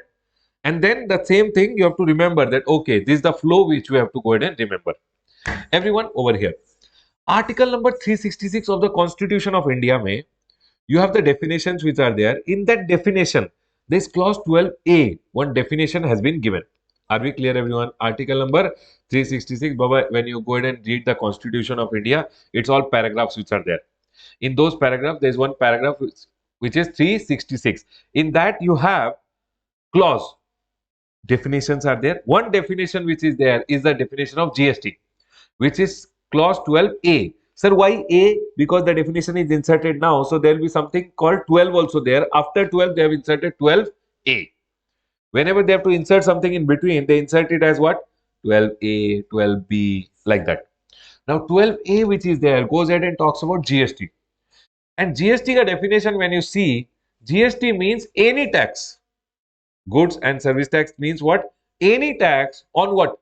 Supply. Whenever you supply goods, services, or both. Sir, what do you mean by goods? Baba, goods ka definition I am yet to teach you. As of now, you can think what? This is goods. What I am teaching you, doing an act is a service. So, any tax on what? See over here, it's written. Any tax on supply of what? Goods or service or both. Goods or service or both. Both means when I teach you, I'm teaching you also, I'm giving you books also. Goods and service both ka combination. Correct? Except AL for HC. Sir, what do you mean by AL for HC? AL for HC. Baba, bottle. They are talking about alcoholic liquor for human consumption. They are talking about bottle. Alcoholic liquor for human. Alcoholic liquor for human consumption. Everyone over here. Alcoholic liquor. They are talking about what bottle? They are telling alcoholic liquor for human consumption. GST means any tax on what? Goods, services, or both, other than alcoholic liquor for human consumption. It means they have kept alcoholic liquor for human consumption out from GST. GST means any tax on what? Goods or service or both, other than. So, Baba, any goods, services, or both, whenever it is supplied, what will be levied? GST. But GST can't be levied on what? Alcoholic liquor for, it means bottle. You know what happened? When GST came, GST was proposed to get in. States went ahead and told, sir, see, we can give up any tax. We'll give up. See, what happened? Because GST came, all other taxes they have put in the fire, swaha, correct? And once GST came out, right? Now, states went ahead and told, sir, we can leave any tax. We can leave any tax, but alcohol ka tax will not leave. GST means you write in the Constitution of India only. GST means any tax on what? Supplying of what? Goods, services, or both, except what? Alcoholic liquor for human consumption. It means states went ahead and told alcoholic liquor for human consumption should be out of GST. Why? Now just imagine, Baba, recession or depression, person will drink. Person is happy or sad, person will drink. Correct or not? Person is very happy, he's drinking. Person is very sad, he's drinking. No money, he's drinking. More money also, he's drinking. States went ahead and told alcohol is one place where we'll not never have any loss in revenue. Means we'll always keep getting revenue. Correct or not? So states told we don't want to give up our revenue on alcohol. Alcohol pay, we will only always go ahead and charge the taxes. When it is manufactured, state government charges state excise duty. When it is sold within the state, state government charges VAT. They told we will not give up. All other VAT, everything will give up, but we will not give up on alcoholic liquor for human consumption. And they told the central government, you write in the Constitution of India only that you will never go ahead and charge GST on what? Alcoholic liquor for human consumption. And hence they went ahead and made this definition as GST means what? Any tax on what? Supply of goods, services, or both, but not what? Alcoholic liquor for human consumption. 100% clear? Baba, when I ask you 100%, you have to tell me if it is done. Only then I will move to the next concept. Every small thing is a concept. Every concept will make your chapter. Can I go ahead, everyone? Yes, everyone? Chalo, next. Now, what do you mean by tax? Baba, you have learned in your intermediate. No, what is tax? What is tax, everyone? What is tax? You make a payment to the government. Correct? It's a compulsory payment. Baba, compulsory wasuli government is doing. Yes or no? Wasuli means collection. Compulsory collection. Voluntary. You don't want to pay. Ah, this year I will not pay. Not possible. It's a compulsory payment which you make under a law. Now listen to me. One person came to my shop. Wasuli. Okay. You know wasuli? I love drawing. I'll show you. See, this is my shop. Okay. What do I say? What do I sell? This is Vasuli. Baba, you would have seen Vasuli, no? See, no, this is not looking dangerous only. Wait, this is little dangerous. Okay, you have seen Vasuli, everyone. Huh? They will come by 100 rupees every day. That is also a compulsory payment. No, then why not tax? Because, correct. No, government also collecting compulsory. He is also collecting compulsory. Why not tax? Government is collecting under a law. Government is collecting under an act. This guy is not collecting under an act. It is his act only. What I am telling is, whenever You want it to be called a tax. Tax has to be collected under a law. Income tax. Income tax is collected under Income Tax Act. GST is collected under GST Act. Are you guys able to understand? For anything to be collected as tax, there has to be a law. Can we go ahead, everyone? When you go ahead and read article number 265 of the Constitution of India, you will read over there. No tax can be levied. You can't impose a tax also. You can't collect also unless you have the law, unless you have the authority of law. Can we go ahead, everyone? Now, when I tell you what do you mean by tax? Tax means a compulsory payment which you do under a act. Sir, why is the government doing all this vasuli? Why are you going ahead and paying it to the government? So that government can provide you various public services like health, infrastructure, then defense, then government is providing all these services with the help of what? Health, infrastructure, defense is being provided, all this public transport is there, all this is being provided with the help of what? The money which is collected from you. Are we clear? And the money which is collected from you is what? Tax. Now we have the next thing which is there, direct tax and indirect tax. Everyone over here, what is direct tax? Okay, I'll go ahead and give you one more example. Everyone over here, you tell me. This is one shop. This is Ram. Okay, we'll take one example of Ram. Okay, sir, your name? Tejas. This is Tejas. Tejas started running one restaurant. Okay, everyone. This is Tejas. Tejas is running a restaurant. Okay, this is Malikarjun. Okay, he went to have the food over there. Okay, he had a food. He took food. What will the shopkeeper do? Tejas go ahead and do. Tejas will go ahead and give him a bill because he gave him the food and then he took the money. Tejas gave him a bill of 100 rupees plus 10 rupees tax on the food. The 10 rupees is the tax on the food. Tell me one thing, Tejas, can you keep this 10 rupees of tax which you have collected from your customer? What is this? This I have collected from the customer and I'll give it to the government. Now tell me one thing, this 10 rupees went to the government. Who paid ultimately? Customer. Who received? Government. But customer paid indirectly through whom? To the shopkeeper. So it is known as an indirect tax. Baba, indirect tax is always imposed on what? Goods or service. I gave you food. On the food I collected tax. I will give it to the government.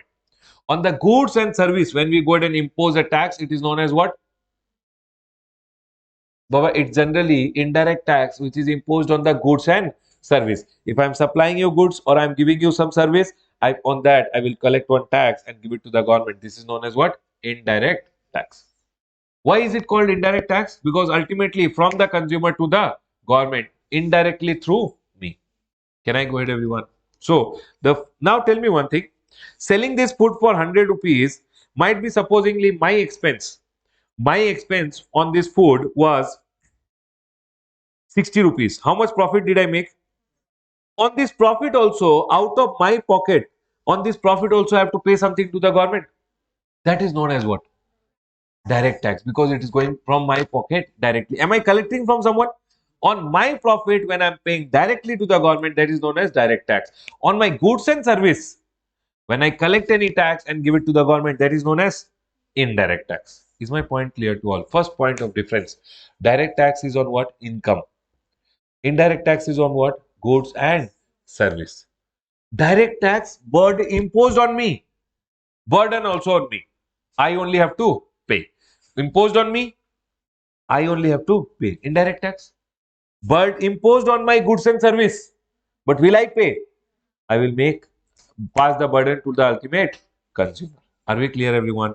Now the same thing I have gone ahead and written in the chart. See, direct tax is imposed on taxpayer. This is imposed on what? Goods and service. Simple. Direct tax burden is on the person on whom tax is imposed. Imposed on me, I am only going to pay. Indirect tax burden is on the goods and service. Means ultimately burden will come on me, but I will shift the burden to the ultimate consumer. Income tax is one direct tax. Indirect tax is what? GST and customs. And Baba, direct tax is progressive in nature. What do you mean by progressive, everyone? I am progressing, tax will also progress. I am not, I am earning only 2,50,000, no tax. I am earning little more tax. I am earning little more tax, little more means again 20% tax. If I'm earning more, 30% tax. Are you guys able to understand? The more you earn, the more tax you have to pay. Income tax keeps on increasing as and when you earn more. So it is progressive. As and when you progress, tax rates also progress. 5%, 20%, 30%. Are you guys able to understand? Sir, if I'm not progressing, tax will also not progress. I'm zero, tax is also zero. You are becoming hero, tax will also become hero. That is meant by what? Progressive in nature. What do you mean by regressive in nature? Baba, I went to eat one masala dosa in the restaurant. He charged me 20 rupees plus 5 rupees GST. I'll give him, he'll give to the government. 20 rupees plus 5 rupees. I paid how much? 20 rupees plus. You went to eat, how much will you pay? 20 rupees plus 5 rupees. One very poor person is going, then also 20 rupees plus. One very super rich person is going, then also he'll pay 20 rupees plus. It is regressive in nature. It is same for all. You are earning how much ever is your income level. It doesn't see the income level. It is regressive. It is same for all income level of group. Whatever is your income, it is same for all. And hence it is called as what? Regressive in nature. Are we clear, everyone? Till now, what are the concepts I got and told you? I went in and told you about definition of GST. GST means any tax on supply of goods, services, or both, except alcoholic liquor for human consumption. Clear? What is the next concept I taught you? Sir, what is tax? Total bakwas. Tax means compulsory payment, which you do to whom? To the government, so that government can provide you the various public services, which are like health, infrastructure, education, transport, etc. can be provided. Then we learned about the various direct tax and indirect. What is direct tax? See, learning the concept is important over here. What is direct tax? I earn, I pay the tax. That is direct tax. It is pinching me directly. I earned, I am paying the tax. That is direct tax. When I am supplying goods and service on that, from the customer, I'll collect the tax and give it to the government. That is what? Indirect tax. Is it directly pinching me? No. Whom did I pinch? The customer. Customer is paying to the government, but indirectly through me. Direct tax is progressive. I am progressing, tax will also progress. Indirect tax is regressive. What do you mean by regressive? Same for all income level. Can I go ahead, everyone? Now, the next concept which will come will be of deficiencies in the existing tax system. Sir, when GST came in, everyone listen to me very carefully. When GST came in, why did GST come in? Why GST came in? Why did GST come in? Why did you bring something new? When do you buy something new? When old one is useless or when old one is not serving the purpose properly. The same way, the old taxes which were there had some problem because of which GST came in. And the most important problem which the old tax systems had was cascading effect. Everyone, I would like to show from the book. Sir, our book is purple. Yes, Baba, my book is also same thing, same content. Color might be here and there. Everyone over here. See, what will happen is everyone over here. What do you mean by cascading effect? I want to go ahead and teach you about cascading. Listen. What used to happen earlier? One first of all, what will happen? Manufacturer sells the goods to the wholesaler. Wholesaler will sell the goods to the retailer. Retailer sells the goods to the ultimate consumer. Correct, everyone? Now, in this chain, if you go ahead and see, a manufacturer used to go ahead and sell the goods to the wholesaler. 100 rupees is his cost of production. Okay? Might be he will go ahead and then add what? Excise duty. Cost plus profit, you think 100 rupees. Then he will have to go ahead and pay excise duty. He paid excise duty 10%. How much it will come, everyone? 110.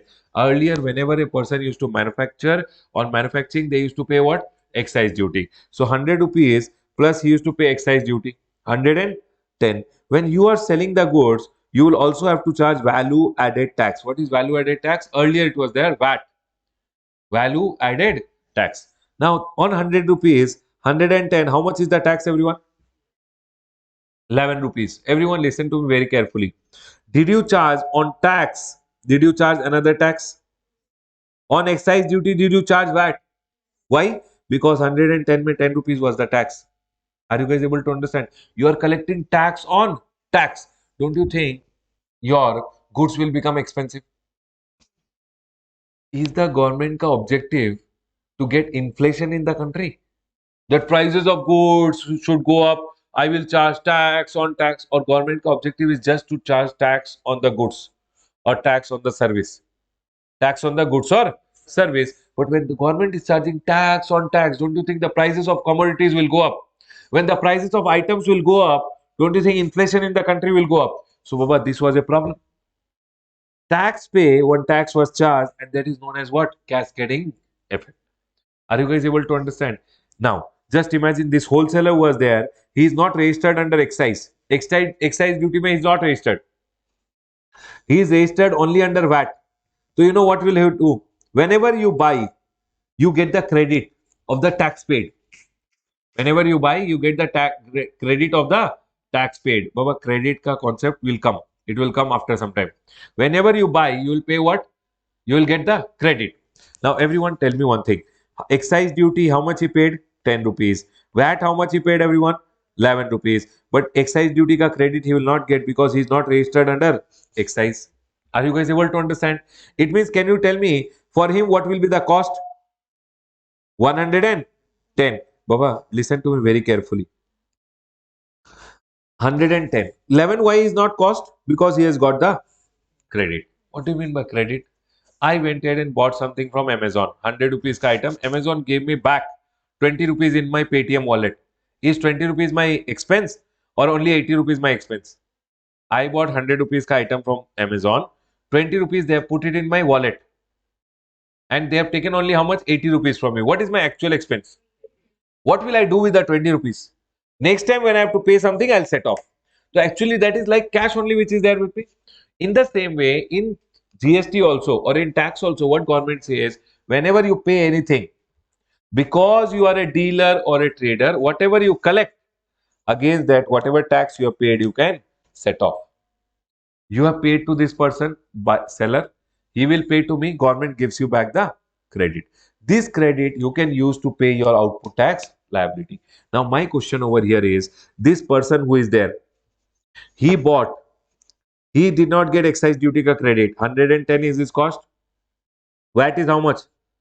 11. Did he get 11 rupees ka credit? So will it be his cost? Yes or no, everyone? No. So his cost is 110. He added profit of 10%. 121. Baba, 121, does it include tax? How much tax? 10 rupees excise duty is included. Don't you see? Again on tax is charged.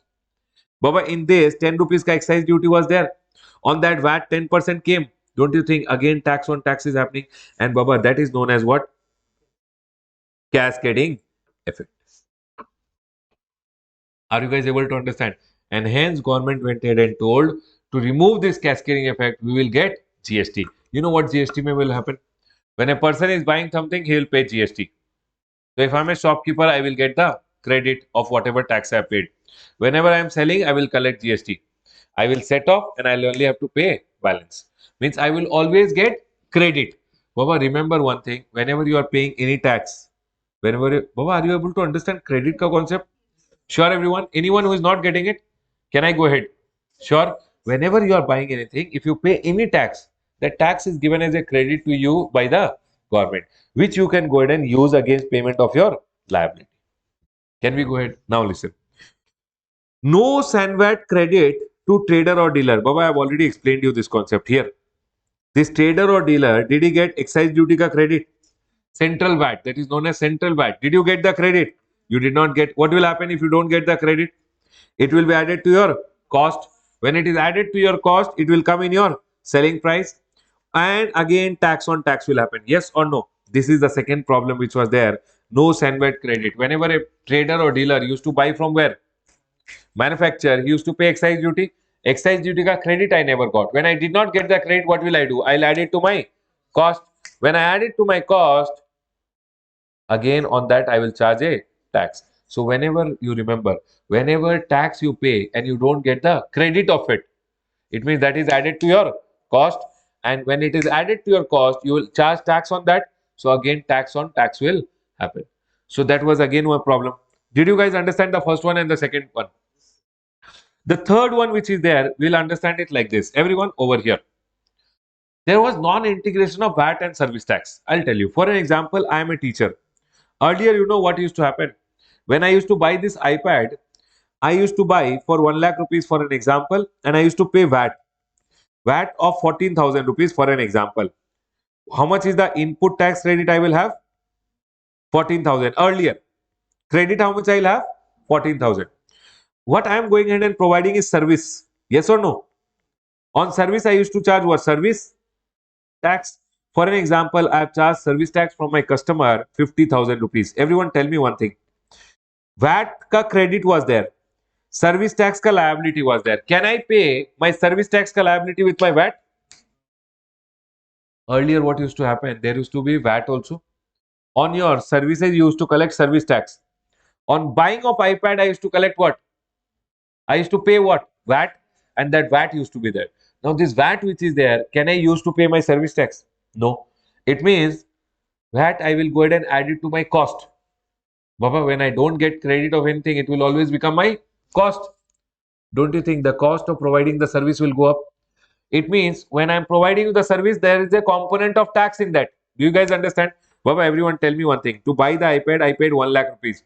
If I don't get 14,000 ka credit, what is the cost of the iPad for me? 1 lakh 14. So ultimately from you guys, how much will I recover? 1 lakh 14? From the customers, I'll recover 1 lakh 14. So when I'm recovering from 1 lakh 14 on 1 lakh 14, that 14,000 pe also I'm collecting service tax. Again, double taxation. Are you guys able to see? On my service, when I'm providing you the service, to the cost of my service, will it include tax? Yes or no? When I don't get 14,000 ka credit. So when my cost of service includes tax, on tax again I used to charge what? Service tax. Tax on tax again was happening. Are you guys able to understand? Because of that, they are telling double taxation due to what?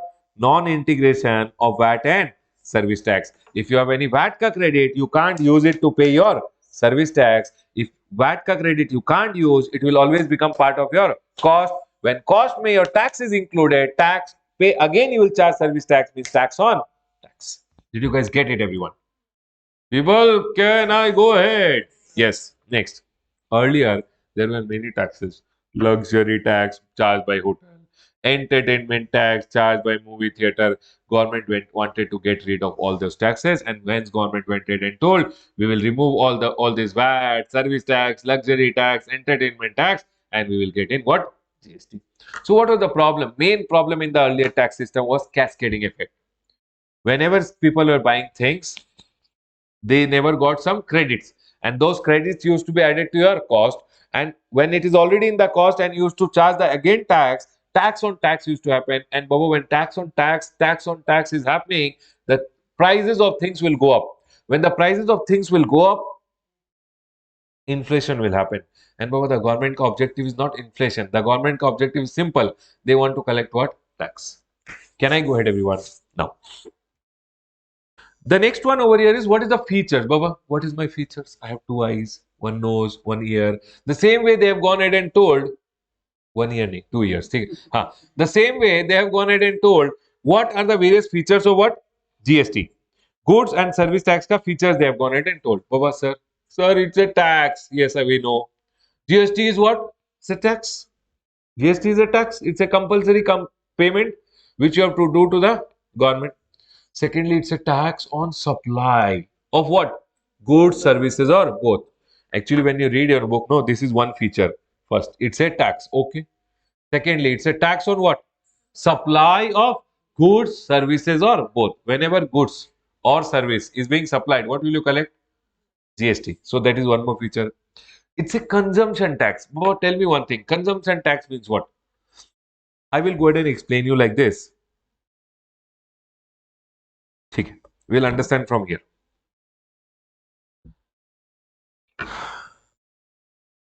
I will go ahead and supposingly supply goods. Madam, your name? Ashwini. Okay, this is Ashwini, madam. Okay, this is Ashwini over here. Now, Ashwini madam went ahead and I went ahead and supplied some goods to her. Okay, when I am going ahead and telling you consumption tax, what do you mean by consumption tax? The ultimate consumer will be the bakra. The ultimate consumer will be the bakra. So, for an example, I went ahead and bought one mobile phone. I paid for the mobile phone 10,000 rupees. Okay, I paid for the mobile phone 10,000. Whenever you buy something, everyone listen carefully. You will pay GST. Supposingly, I paid 10%. Only for classroom purpose, we'll take 10% so that understanding is easy. When I bought mobile phone, I paid 10,000. Means how much GST I paid? Means how much did I pay GST? 1,000. Government always says, Ramesh, you are my partner. Baba, whenever a trader or a dealer takes registration with the government, he becomes the partner. And government says, partner, do one thing. Whenever you buy anything, I started crying. Why? I told sir, I am your partner. And see, one person sold me what? Mobile phone. He charged me how much? 10,000 plus he charged me 1,000 GST. How much did I pay him? 10,000 plus 1,000. What will he do with 1,000? He will pay to the government. How much? Baba, government got 1,000 rupees. Correct or not? What will I tell the government? Government, you are my partner and from me only. I paid him, he paid you. Correct or not? You pay me back. Government will tell no problem. Do one thing. Whatever tax you paid him, he went ahead and paid me. Correct? You take whatever inputs you buy. On that, whatever tax you pay, please take the credit. How much credit I got? Did government actually give it back to me? No, but government gave me the credit saying next time if you have to pay anything, you use it. I went ahead and sold the mobile to Ashwini for 12,000 rupees. How much did I collect from her? 12. Baba, is this 1,200 my liability? On my output means my sales. The tax which I collect is my liability. How much? 1,200. I will tell government, listen, I have collected how much from the ultimate bakra? 1,200. How much do you have to pay me, government? 1,000. I will set off and I'll pay you the balance. Baba, everyone, output tax liability is on your sales. Whatever is the tax, it is your liability. What will you do? Inputs, pay whatever tax you pay, you will get the credit. How much credit you have? How much will you pay to the government? How much will government get over here? Tell me one thing. Am I happy now? I had paid 1,000 rupees. Did I recover my 1,000? I took from the customer 200, kept 200 in 1,000 rupees in my pocket. Did I recover my money? Am I happy? Who became the ultimate bakra? Consumer. See, consumer paid how much? 1,200. And government also got how much? 1,200. So ultimately, GST is a consumption tax. Are you guys able to understand? Consumption tax means the person who consumes will pay the tax. Is my point clear to all? Consumption tax means the person who consumes the goods or service will ultimately pay the tax. Is my point clear to all? Next. Then it says GST is a destination based tax. I want to go ahead and explain you like this. Tell me one thing. Again, the next concept which you are going to learn is what? Destination. Always remember taxation are of two types. One is origin based taxation, one is destination based taxation. What are two types of taxation? Origin based, destination based. Origin based taxation, destination based taxation. Sir, what do you mean by origin based taxation? Listen, for an example, if I tell you this is India and this is US, this is US, this is India. Some goods are coming from the US to India. Some goods are coming in a ship from the US to India. One person from US has sent some goods to India. Tell me one thing, which government will go ahead and charge the tax on these goods? US government is telling we are the origin. Yes or no? The goods originated in US. Indian government is telling the destination of the goods is India. If you go ahead and apply origin based taxation principle, US will go ahead and charge these goods. If you apply destination based taxation principle, who will go ahead and tax? India. Which one do you think is more logical? Everyone over here now. I will go ahead and tell you. What is origin based taxation principle? When the origin state goes ahead and taxes it. What is destination principle, everyone? When the destination state ka government or the destination country ka government will go ahead and tax, that is known as destination based taxation principle. The whole world goes ahead and follows destination based taxation principle, that ultimately who will go ahead and tax some goods or service? the destination state. Now, sir, the same destination principle has been adopted in GST. Sir, why? I will tell you one thing. For an example, you tell me one thing. One person went ahead and made these bottles in Delhi. These bottles are made in Delhi. Bottles came to Karnataka. You, as a consumer, you bought the bottles in Karnataka. You paid, what is the origin? Delhi. Destination is what? Karnataka. You paid 100 rupees plus 10 rupees as tax on the bottle. You would want your tax should go to your Karnataka government, or you would want your tax to go to Delhi government, so that Delhi government develops Delhi. You would want your tax to go to your government, so that if your government is developing, your area में schools will come up, education will go up, infrastructure will go up. So more logical is what? Destination. Person would always want that his tax goes to his government, so that his government develops and he will also ultimately develop. So ultimately, you are what? The destination. So you would want the destination principle is followed, so that your tax remains in the destination state. Correct or not? One more logic. You tell me one thing. In Delhi, in Karnataka, for an example, we have 1 lakh people who are consumers. In Delhi, there is only one manufacturer. He is manufacturing and he is selling where? In Karnataka.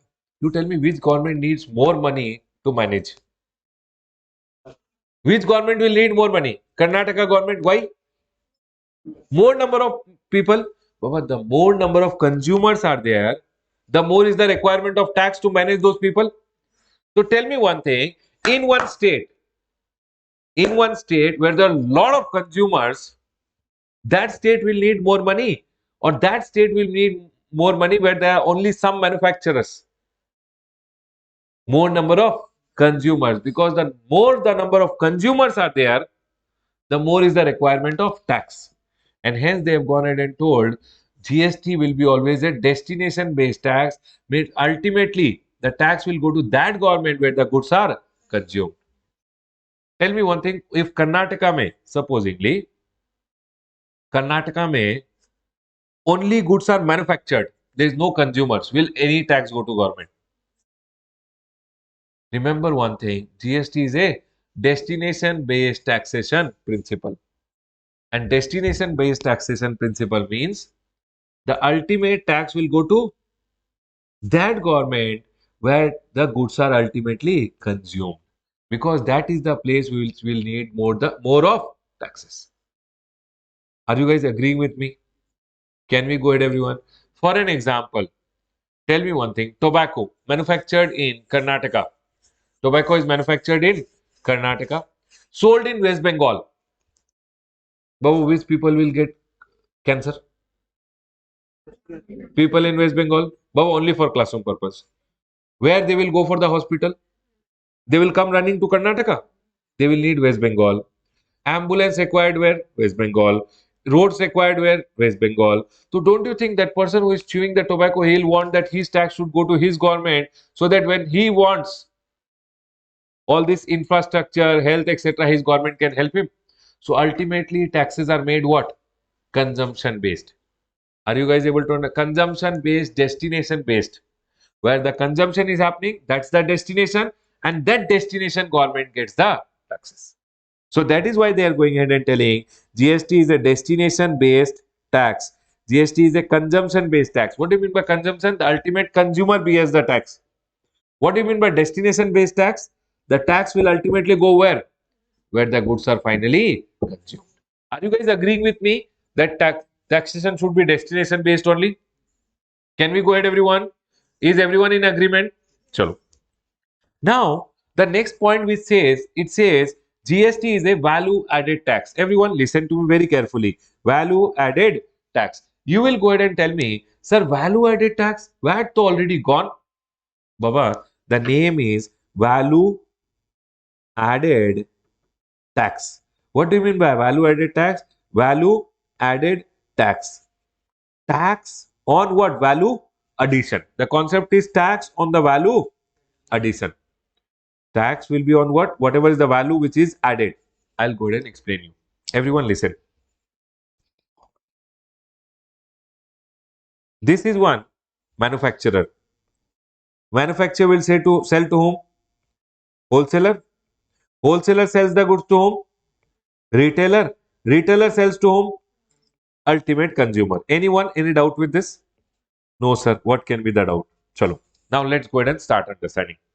Wholesaler manufacturer went ahead and sold the goods. Supposingly in GST, he sold the goods at 100 rupees. GST rate is supposingly 10%. What will he go ahead and collect? 10% means 10 rupees. Think that this is the first stage.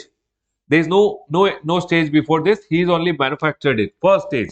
He only made the raw material and he manufactured. Baba, can you tell me how much will the customer pay him? 100 rupees plus 10 rupees GST. What will he do with GST? He will give it to the government. Government got at first stage how much? 10 rupees. Anyone, any doubt? Wholesaler who is there, think that the wholesaler is a registered person. What will the wholesaler say now? Sir, I am your partner. Correct? Why did you go ahead and collect tax from me? Yes or no, everyone? Now, government will go ahead and tell, okay, Baba wholesaler, manufacturer sold the goods to you. Whatever tax you have paid, because you are telling you are going to sell, whatever tax you are paying, inputs means whatever you have purchased, on that whatever tax you have paid, please take the. It means is government giving the money back to you or government is selling in future if you have to pay something you can use it. In future you can use it. Is the manufacturer wholesaler happy now? Yes. Why? Because whatever tax he had paid, he has got it back from the government. He has not got it back, but he can use it to pay his future liability. So it is ultimately in future I don't have to pay something, I will set it off. Clear? This wholesaler went ahead and sold the goods supposedly to retailer. 100 rupees. What is this cost, everyone? Why not 110? 10 rupees he's got the credit which he can use. So ultimately his cost is how much? 100. Supposingly cost is 100, he made a profit of 20 rupees. Can you tell me how much is he selling it? 120. Sir, GST rate is how much? So he'll collect how much? Customer will pay him 100 rupees plus 12. Can you tell me what will he tell to the government now? Sir, ha ha ha. On my output, the tax which I've collected, that's my liability. How much is my liability? 12. On my purchases, input, tax, credit is how much? How much will I ultimately pay? 2. So in the second stage, I paid to the government how much? Anyone, any doubt? So Baba, it's a staged collection process. First, I paid 10 rupees. So I got the credit. On my sales, I collected 12 rupees. I will do what? Set off and I'll pay balance to the government. Can we go ahead, everyone? Now, the next one over here. Everyone, tell me one thing. The ultimate, this is who? Retailer? Retailer went ahead and consumed the goods. Retailer went ahead and consumed the goods. Who became the consumer? Think that there is no consumer, everyone. Think that there is no consumer. Retailer took the goods and went home. His son consumed it. He had to sell the goods, but his son consumed. Who became the consumer? Retailer. How much the retailer paid? 12. How much the government got? Well, story over. Will the retailer get any credit? Input tax credit is only given if you are a registered person using it for your business. Everyone, what happened over here? He consumed. Okay, I will go ahead and tell he is going to further sell it to the ultimate bakra. Government is very happy. Government will tell, hey, you are going to sell it. Whatever tax you paid on your purchase, you can take the credit. How much he paid? Inputs paid, tax credit, how much, everyone? On his sales, supposingly, what is this cost price, everyone? Can you tell me? 120. Correct, everyone? Yes or no? 120 pay, he made a profit supposingly of 20 rupees. He is selling at 140. Can you tell me GST, everyone? 14. What is his output tax liability? 14. What is his input tax credit? 12. How much will he pay? 2. Tell me one thing. Third stage may, first stage, second stage, third stage. Third stage mein how much did the government get? How much did the customer actually pay? How much did government actually get? Is he happy? Yes. Is this retailer happy? Yes. Baba, always remember GST is a staged collection process. What happens? Whatever you collect on your output, whatever you collect on pay on your purchase, you can set off and pay only the balance. This is GST. What is every shopkeeper doing, everyone? Nothing. They are selling, they are collecting GST. They are buying, they are collecting GST. They are set off. Sorry, when they are buying, they would have paid. This person would have paid to government, government gives them credit. When you are selling, you collect GST. Sale pay whatever GST is there, purchase pay whatever GST is there, you set off and you pay the balance to the government. That is GST. Are we clear, everyone? And you inform the government by filing a return. This is my sale, this is my GST, this is my purchase pay GST, this is my balance. Are we clear? And you know what? GST is a value added tax. What do you mean by value added tax? Everyone here. Can you tell me wholesaler made how much value addition? Baba, value addition means how much is the value increased? How much he increased? 20. 10% of 20 is how much? Government got 2 rupees. Second stage, how much value addition he did? How much 20 rupees pay 10% is how much? Government got 2 rupees. Are you guys able to understand? Sir, I did not make any value addition. For an example, I will go ahead and continue the chain, everyone. Okay? You tell me one thing. He is again a retailer only. He went ahead and further sold it to the consumer. Can you tell me, is this the fourth stage? Yes. Okay. What is this cost, everyone? 140. Arey Baba, this is the GST, no? He will get what? Input tax credit, how much? Sure. What is the profit? Supposingly, I will say he made 30 rupees profit. Can you tell me selling price? 170. Okay. Can you tell me GST, everyone? 10%. How much? Can you tell me output tax liability? Input tax credit?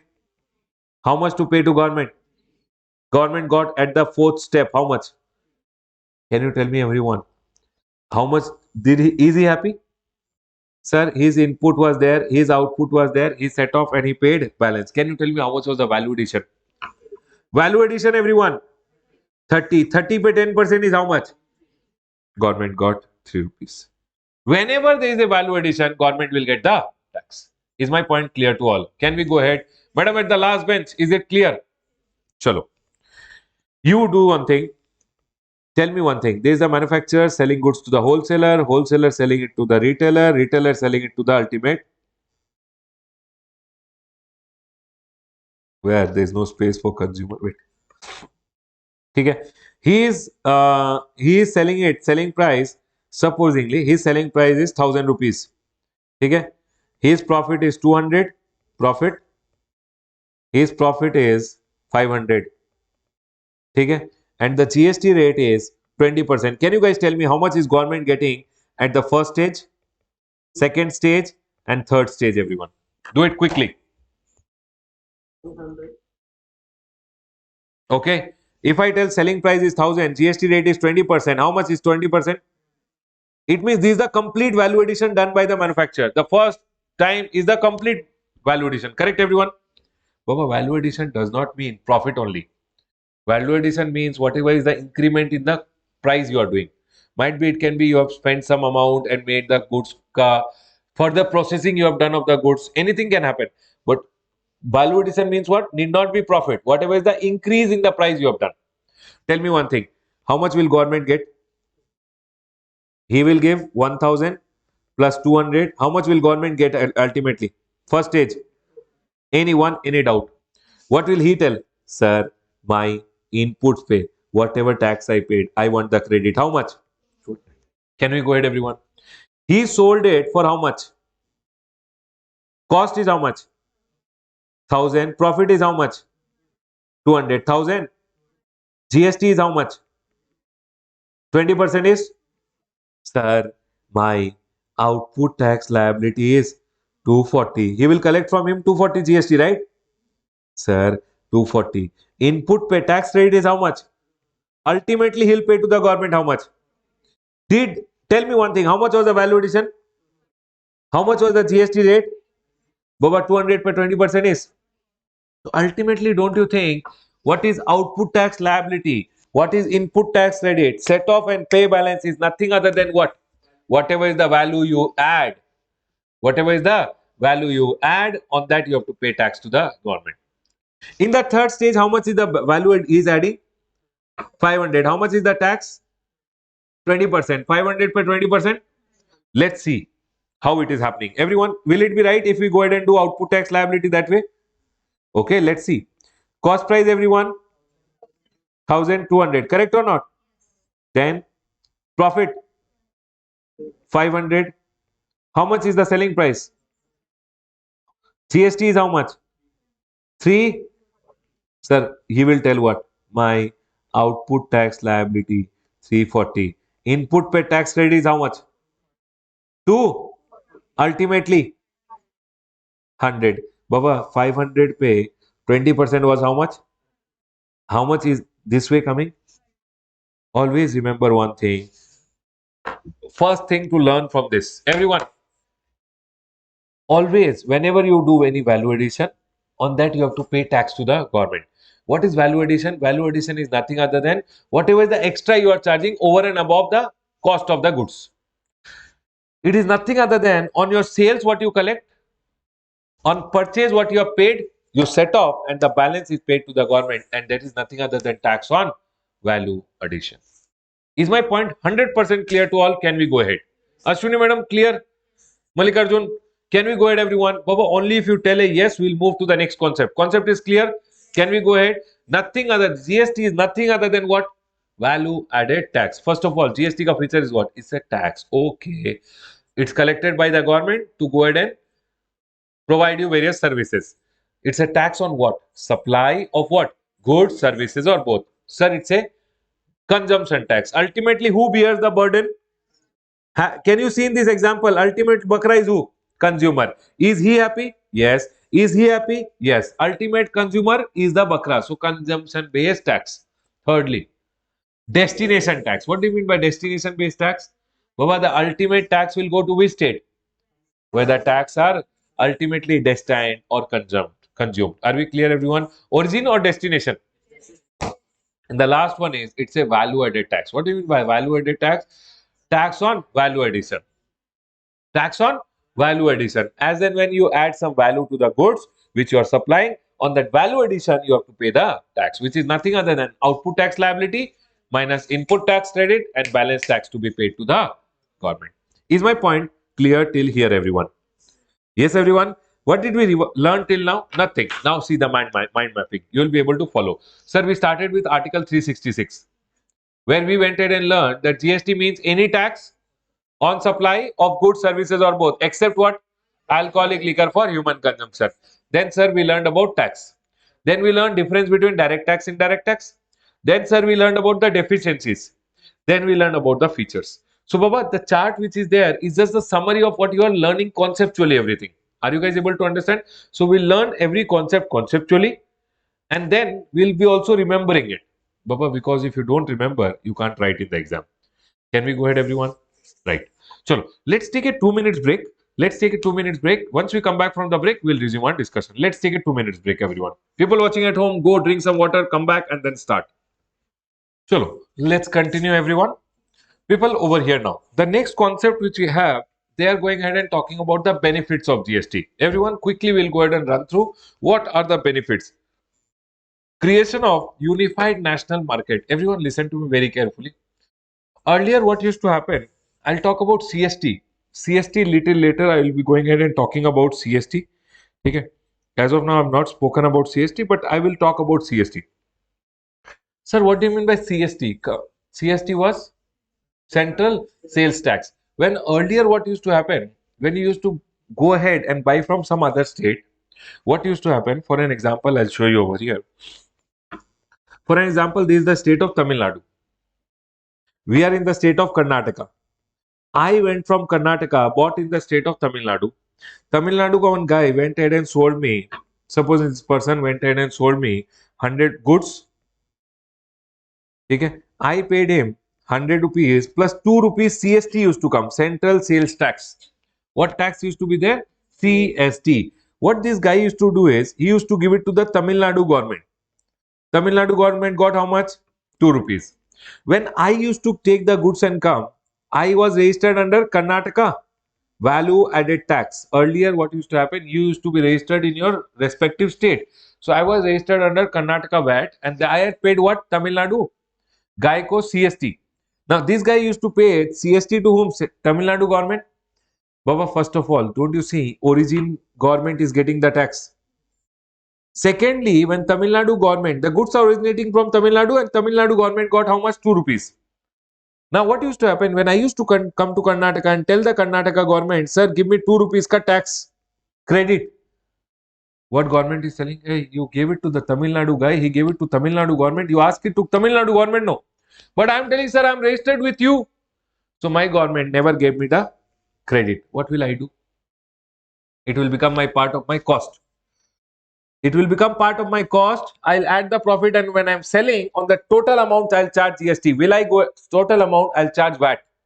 Don't you think on the tax again one tax was being charged? Yes or no? So, Baba, CST was a problem. Now, with the coming of GST, what happens? You buy from anywhere in India. You buy from anywhere in India. You are buying from anywhere. You will get the credit. You are selling anywhere. You will get the out. You will sell. You will collect output tax. You buy from anywhere. You will get the credit. You can use it and pay only the balance. Is it not one nation, one market, one tax? Are we guys able to understand? You buy from anywhere, you will get the credit. You sell, you will collect the tax. You set off and you pay the balance. And hence, it is told over here, creation of unified national market. Are you guys able to understand? One nation, one market, one tax. One nation, one market, and one tax. You buy from anywhere, you will get the credit. You sell, you will set off, pay the balance to the government. Can I go ahead, everyone? Next. Sir, boost to make in India initiative. Tell me one thing, everyone.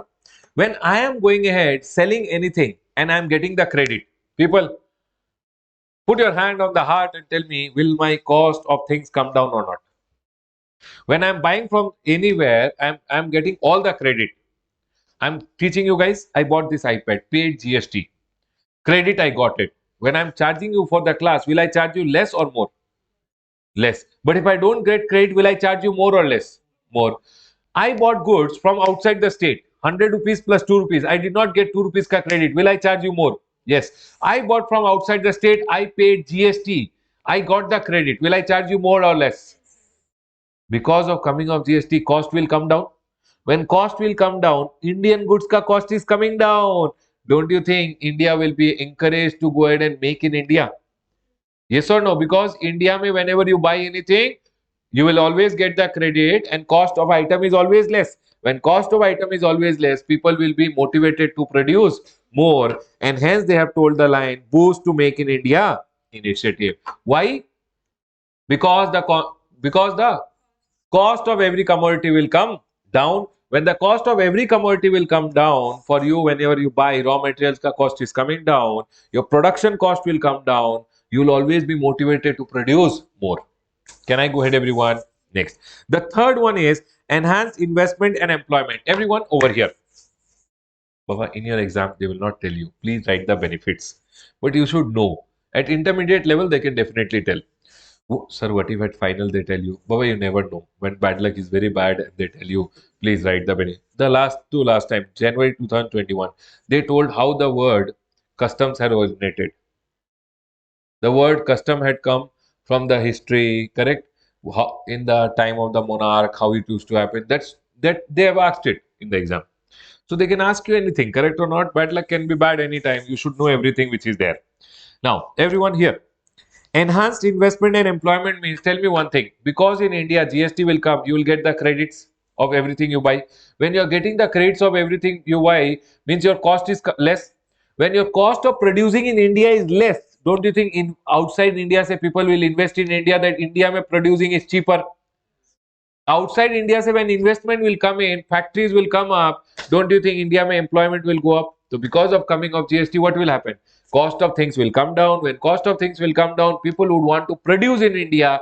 People will come to India, set up investments will come to India. When investments are coming up, employment will go up.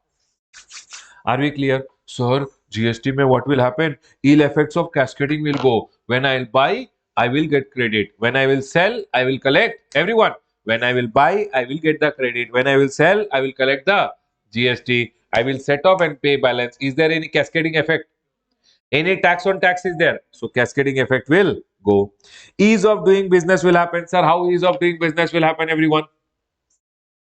Sir, earlier what used to happen, everyone here, I am going ahead and providing service also. Early morning I sell goods. Okay? Then I come to teach. So I am selling goods also. I am doing teaching also. So supplier of goods, supplier of service, service के लिए service tax में registration, VAT के लिए VAT में registration. Two to registration, two to books of accounts, right everyone? Now two to compliances can that two to returns are there. So much headaches were there. But now ease of doing business because only one compliance to be done under GST. Books of accounts to be maintained only under GST. Can we go ahead, everyone? Next, automated process with greater use of information technology. Baba, if you go over here,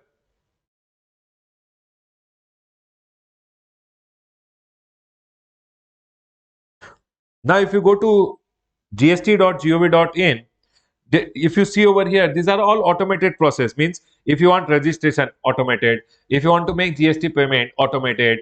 If you want to claim any refund, automated. So all the processes has been made automated in GST. So that is one of the benefits of GST. By the use of what? Information technology. Information technology has been used. Reduction in compliance cost. Earlier I was registered under service tax also and VAT also.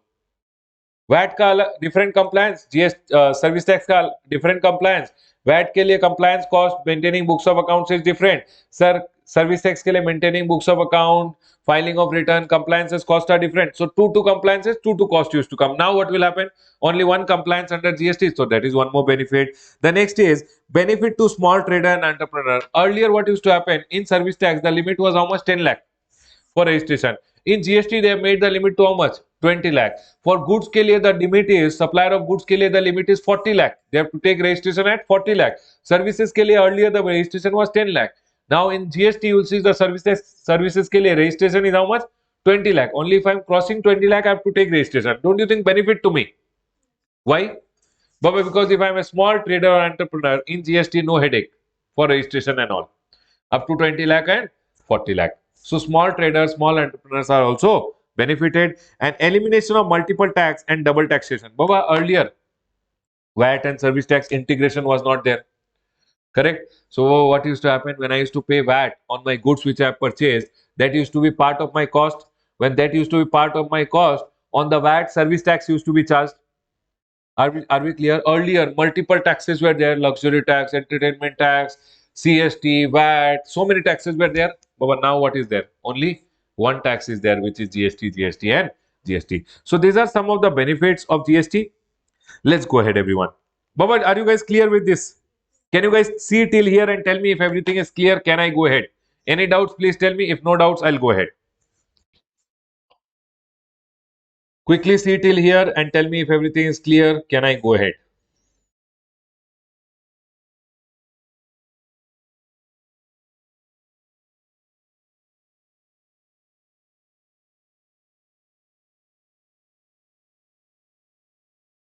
See, now we are going with the map. The 366 we started, then we learned tax, then direct tax, indirect tax, then we learned the deficiencies, then we learned the features, and then we learned the benefit. So when you're sleeping at night, if you feel like revising, you'll remember this. It's in the mind that, okay, this page which I'm going to teach you, as and when we are progressing, is it coming in your mind? As and when we are progressing, you are able to remember this. Now the next one which we'll learn, again that much portion will be there in the mind. So when you're revising at home, always learn one thing. You have to recall. The recalling technique is very important. You have to learn how to recall things. When we are revising again and again, we are recalling things. So only if you're recalling here, you will recall in the exam. The art of how to recall things is very important. And students don't learn that. But what I'm telling is, if you first time try to recall, sorry, in the exam, you know what happened? I blanked out.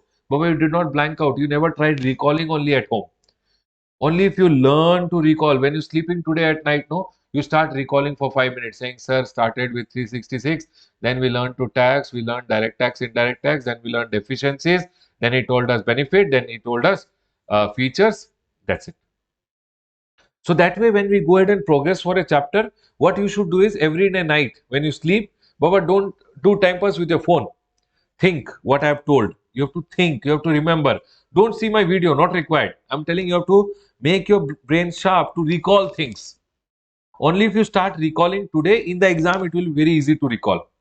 Can we go ahead, everyone? Now, because of coming of GST, various taxes are gone. Various taxes are gone. What happened? No, Baba, you know what happened? Here, state government stood. This is state government. Okay? This is central government. Okay? Now, state government told, okay, I will put one tax. Where, sir? Where? Baba, you want? See, you tell me what is this. See, people are not understanding. Wait. I'll draw red. Now you're understanding. This is fire. So central government told one tax I will put here. State government told okay one tax I will put here. Central government told okay I will also give one tax. State government told okay I will also give one tax. They all kept putting all the taxes and they subsumed it. Subsumed means deleted all the taxes and one tax which came out was what? GST. So this is the next one. What are the central taxes? Swaha they did. State taxes they did Swaha and then came out one tax which was GST. And some taxes, no, they told we will also not give up. We will also not give up. Some taxes they kept. Sir, what can be the question in the exam? They can go ahead and tell you one small MCQ and tell you which tax they did not give up out of the four. Are you guys able to understand? So let's go ahead and understand what are the various central taxes subsumed. Central taxes subsumed means which are the central taxes which are given up because of coming of GST. State taxes subsumed means which are the taxes given up by the state government. And what are the taxes which were not subsumed into GST means these were taxes which have not gone because of coming of GST. Number one, first we have to understand central excise duty. What is central excise duty? Whenever goods are being manufactured, central government goes ahead and charges central excise duty. Now, because of coming of GST, central government told, okay, we'll not charge what? See, we'll not charge what? Excise duty.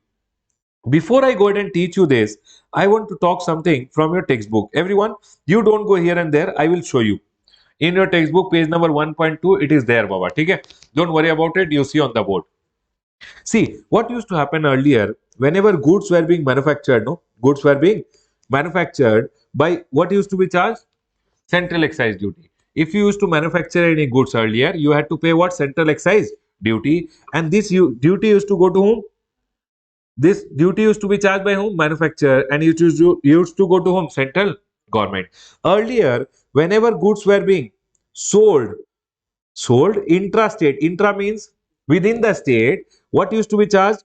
Value added tax. And this VAT used to go to whom? VAT used to be charged by whom?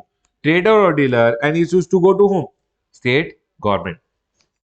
Earlier, whenever goods were being sold interstate, one state to another state, what was charged? Central excise duty, central excise, sorry, central sales tax, and it used to be charged by whom? A trader or a dealer. When I am selling outside the state, I will charge central sales tax, and it used to go to whom? State government. Which state government, everyone? Origin. Yes, everyone. Then, sir, whenever services were being provided, the good word was provisioning of service. Instead of saying telling services provided, they used to say provisioning of service. Whenever services were being provided, what used to be charged? Service tax, and it used to go to whom? Service provider used to charge, and it used to go to central government. Now, all the goods and services are goods and service only. All these, sir, goods are being manufactured, goods are being sold intra, goods are being sold inter, sir, provisioning of service. All these words now they have gone ahead and deleted and they have converted it into one word. We will not say now goods are being sold intra, goods are being sold interstate, services are being provided. No, we don't call this. Now we say goods or services are being supplied. The only word which is there is now supply. Earlier, so many taxes were there. Now gone, Baba. What do we call? We go ahead and say GST. See, whenever goods or service will be supplied, what will be levied? GST. And now who will collect? Taxable person. And he will give it to the central government and state government 50-50. Are you guys able to understand the flow now? Now what is happening? Whenever goods and service will be supplied, what will be levied? GST will be levied. GST will be collected by whom? taxable person, and it will go 50% to the central government, 50% to the state government, because both of them contributed their old taxes, and now GST they are telling will take 50 and 50. Is my point clear to all? See now, what are the various taxes which central government gave up, which the state government gave up, and which are the taxes it did not give up? Number one, central government gave up central excise duty. Central excise duty. Central government gave up service tax. Service tax was on services. CVD and special CVD, countervailing duty and special countervailing duty will be learning in customs. When I come to customs, I'll teach you types of duties will come. There I will teach you, then you will be able to understand. This is actually what? This actually is countervailing duty. CVD. CVD. Countervailing duty. For your knowledge, I have told you. Later, when we go ahead and learn custom, you'll understand this. Okay, everyone. Otherwise, I'll have to first teach you customs. Then we'll have to get back. Can we go ahead, everyone? Next. Central sales tax. Baba, central taxes, central sales tax. You will tell me, sir, it is going to state government. Then why have you written in central? Baba, central sales tax, the law which was made by central government only, although collected by whom? State government, origin state. But the law was made by whom? Central government. And central government told whenever goods will be supplied from one state to another, what will come? CST, 2% will come. That was told by central government, but collected by whom? State government. Can I go ahead, everyone? So it was a central government ka levy, central sales tax. The next was any surcharge and cess. I will tell you. In service tax, we had Krishi Kalyan cess. We had Swachh Bharat cess. All this cess was there. But when this tax is gone, surcharges and cesses are also gone. So these are the various central government ka taxes which are gone. State government taxes which are gone. Now, if state government has some taxes, everyone listen to me very carefully. If state government has some taxes, state surcharges and cess, means if state government is going ahead and levying, state government is going ahead and levying some taxes, state government ka surcharge will be there, state government ka cess will be there, all those are also gone. Then entertainment tax. Baba, earlier in movies, whenever you used to go to watch movie, okay, everyone, that movie may there used to be entertainment tax which the theaters used to charge. Now the entertainment tax is gone. Then taxes on lottery, betting, gambling, all this place state government used to go ahead and charge the taxes. Those are also gone. Sir, entry tax. Whenever one truck used to enter from other state to our state, we used to charge at the border entry tax. Purchase tax was there, that is also gone. VAT, value added tax, VAT is also gone. But GST mein what we have adopted is the model of VAT. We have not kept VAT. VAT as a model is there, but VAT tax is gone. Value added tax is gone. Sales tax gone. Luxury tax, all these taxes were central government ka taxes, state government ka taxes which have been deleted. What are the state government taxes which are gone? State ka, if there is any surcharge or cess, gone. Then entertainment tax. What is entertainment tax? Which was levied on basically movies, etc. That is gone. Then lottery, betting, horse race is there. Baba, no, horse race is there. Casinos are there in Goa. All those casinos mein what will happen? Betting will happen, gambling will happen. Baba, horse race pe betting will happen. Gambling is what? All these casinos, etc. Lottery, betting, gambling pe whatever taxes were there are gone. Next one, everyone. Any entry tax which was being charged at the entry, whenever one truck used to enter from some other state, entry tax used to be there. Purchase tax, whenever I am buying from some other state, purchase tax used to be there. All those taxes are now gone. There used to be something called VAT and sales tax. There used to be something called luxury tax which was charged by hotels. When you used to stay in hotel, luxury tax used to be there. All those are now gone. What will be charged when they are gone, everyone? You don't cut anything, please. Okay. What are the taxes? Those are gone when these have come. These have gone, then what is the tax that have come? That has come is GST. Now, the next one over here is what are the taxes which have not gone because of coming of GST? Baba, tell me one thing. Import and export pay, custom duty is there. When you import the goods or you export the goods, custom duty is there. Are we clear? Custom duty is still continuing. Because of coming of GST, custom duty is not gone. Custom duty on import and export of goods is still continuing. The next one over here is Entertainment tax. Baba, see, entertainment tax other than entertainment tax levied by local body. Everyone listen to me very carefully.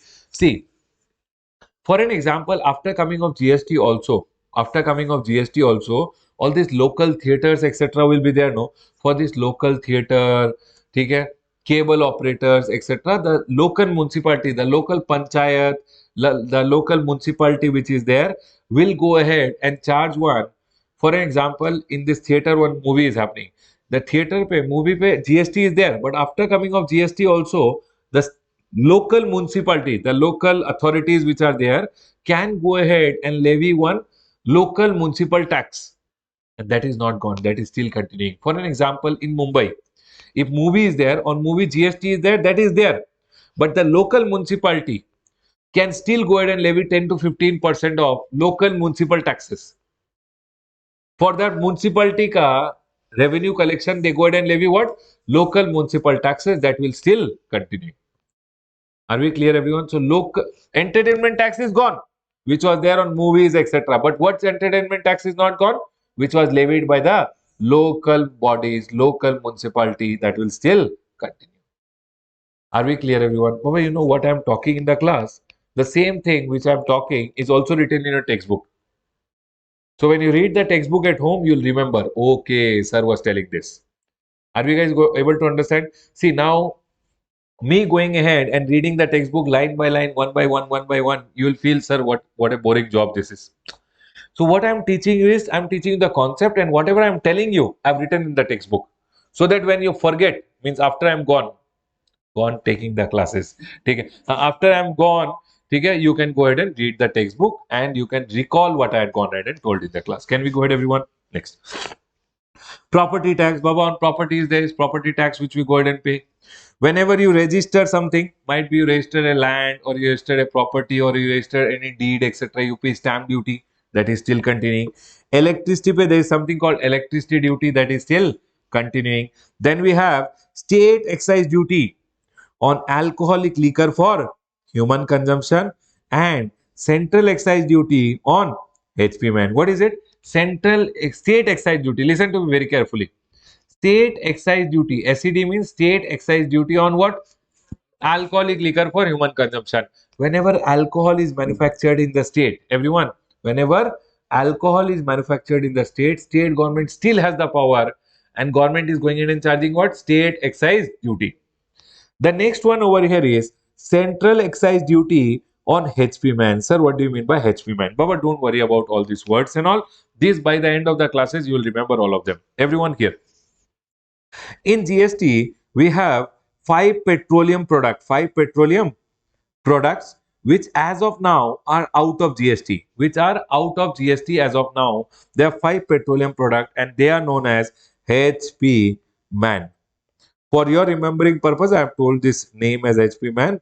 What is H, everyone? High speed diesel. High speed. Array diesel, Baba, diesel. Simple diesel. Okay, everyone. The good name is high speed diesel. Okay. Then petroleum crude. Baba, crude petroleum. Okay, everyone. M for motor spirit. What is motor spirit? Petrol, Baba, petrol. Today you go to one shop and tell him put motor spirit. He will not understand. Motor spirit is petrol. Can I go ahead, everyone?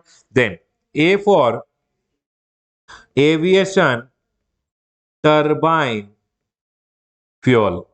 ATF, which is used in aeroplanes. That is known as what? ATF. The aeroplane ka fuel is known as ATF. Aviation turbine fuel. And N for natural gas. Government is going ahead and telling these are the five petroleum products which are there. Five petroleum product on which as of now there is no GST. As of now there is no GST, but in future we can go ahead and charge. But today we are not going ahead and charging. So today when there is no GST, central government is going ahead and charging central excise duty whenever these petroleum products are being manufactured. On manufacturing, what is charged? Central excise duty. Are we clear, everyone? Now, writing done. Can we go ahead? What are the five petroleum products, everyone? High speed diesel, petroleum crude, motor spirit, aviation turbine fuel, and people louder. Natural gas. Can we go ahead, everyone? Now, everyone over here, listen. I have gone ahead and written the various goods and services which are there and the various taxes which are there. Can you guys see alcoholic liquor for human consumption? Whenever alcoholic liquor for human consumption is being manufactured, what will be charged? State excise duty. Whenever it is being sold, what is charged? VAT or sales tax, value added tax, or what is being charged? Sales tax. Sir, VAT will be charged if alcohol will be sold within the state. Alcohol is sold outside the state, what will be charged? CST. HP man, high speed diesel, petroleum crude, motor spirit, aviation turbine fuel, and natural gas. What will be charged, everyone? Central excise duty when it is manufactured. When it is sold within the state, what will be charged? VAT. Outside the state, CST. Can I go ahead, everyone? Next, you know this tobacco which is there. Government is going ahead and telling tobacco and tobacco products when it is made, we will go ahead and charge central excise duty. Okay, everyone. When it is sold, we will go ahead and charge GST. Now you will tell me, sir, it means 100 rupees ka tobacco product, 10 rupees excise duty, 110. On 110, GST will come cascading effect. Yes or no? Tax on tax is charged. Government is telling stop chewing tobacco. Government is going ahead and telling, I am to promoting you don't chew tobacco, you don't smoke. If you're still going ahead and doing it, I can't go ahead and do anything because it's not a public necessity item. Public necessity items, if their inflation is happening, then it's a problem. All these items, the government is telling, I'm sitting only to collect revenue. Government is waiting to collect revenue on tobacco, yes or no? So government went ahead and told, even though 100 rupees ka tobacco, excise duty 10 rupees, 110, on that you are charging what? GST. No problem. Government is selling, charge it. Are we clear, everyone? So if I'm a manufacturer, I am manufacturing tobacco item. First, on the manufacturing, I have to pay excise duty. On the total, I have to go ahead and pay what? GST. Also, remember one thing: tobacco is the item on which central excise duty is there and GST. But you know all this OPM, Indian hemp, narcotic drug substances, etc., which are there. Indian hemp is there. Okay, OPM is there. All these drugs which are there. When ठीक है all these items which are there, government is going ahead and telling state excise duty will be charged when it is being manufactured. When it is manufactured, what will happen? State excise duty will be charged, and when it is sold, what will happen? GST also will be charged. And the last is any other goods and service. What will happen, everyone? GST, GST, and GST. What are the items I went ahead and told you, everyone? I went ahead and told alcoholic liquor for human consumption. What will be charged, everyone? State excise duty and VAT and GST. CST, not GST, CST. The next one, HP man, what will be charged? Central excise duty and VAT and CST. Okay, sir. The third one, what did I tell you? Tobacco. Tobacco, what will happen? Central excise duty and GST. The next one I went ahead and told you. OPM. What will happen, everyone? OPM, narcotics, drug substances. Always remember, sir, manufactured, state excise duty, sold, GST. Are we clear? VAT is not there, GST is there. And the last one which is there, any other goods and service, always what will happen? GST, GST, and GST. Remember, these are the 5 various types of goods and service and the various taxes which are there. Now, please come to the right hand side, everyone. Can you guys see trade and commerce? Okay. Now, they are going ahead and telling trade and commerce. Before I go ahead and explain you, let me go ahead and tell you. Tell me what are the different types of trade that can happen? If I go ahead and tell you about the trade and commerce in the country, one can be intrastate trade. What do you mean by intrastate, everyone? Within the state. One can be interstate. What do you mean by interstate? One state to another state. One can be international also. What do you mean by international, everyone?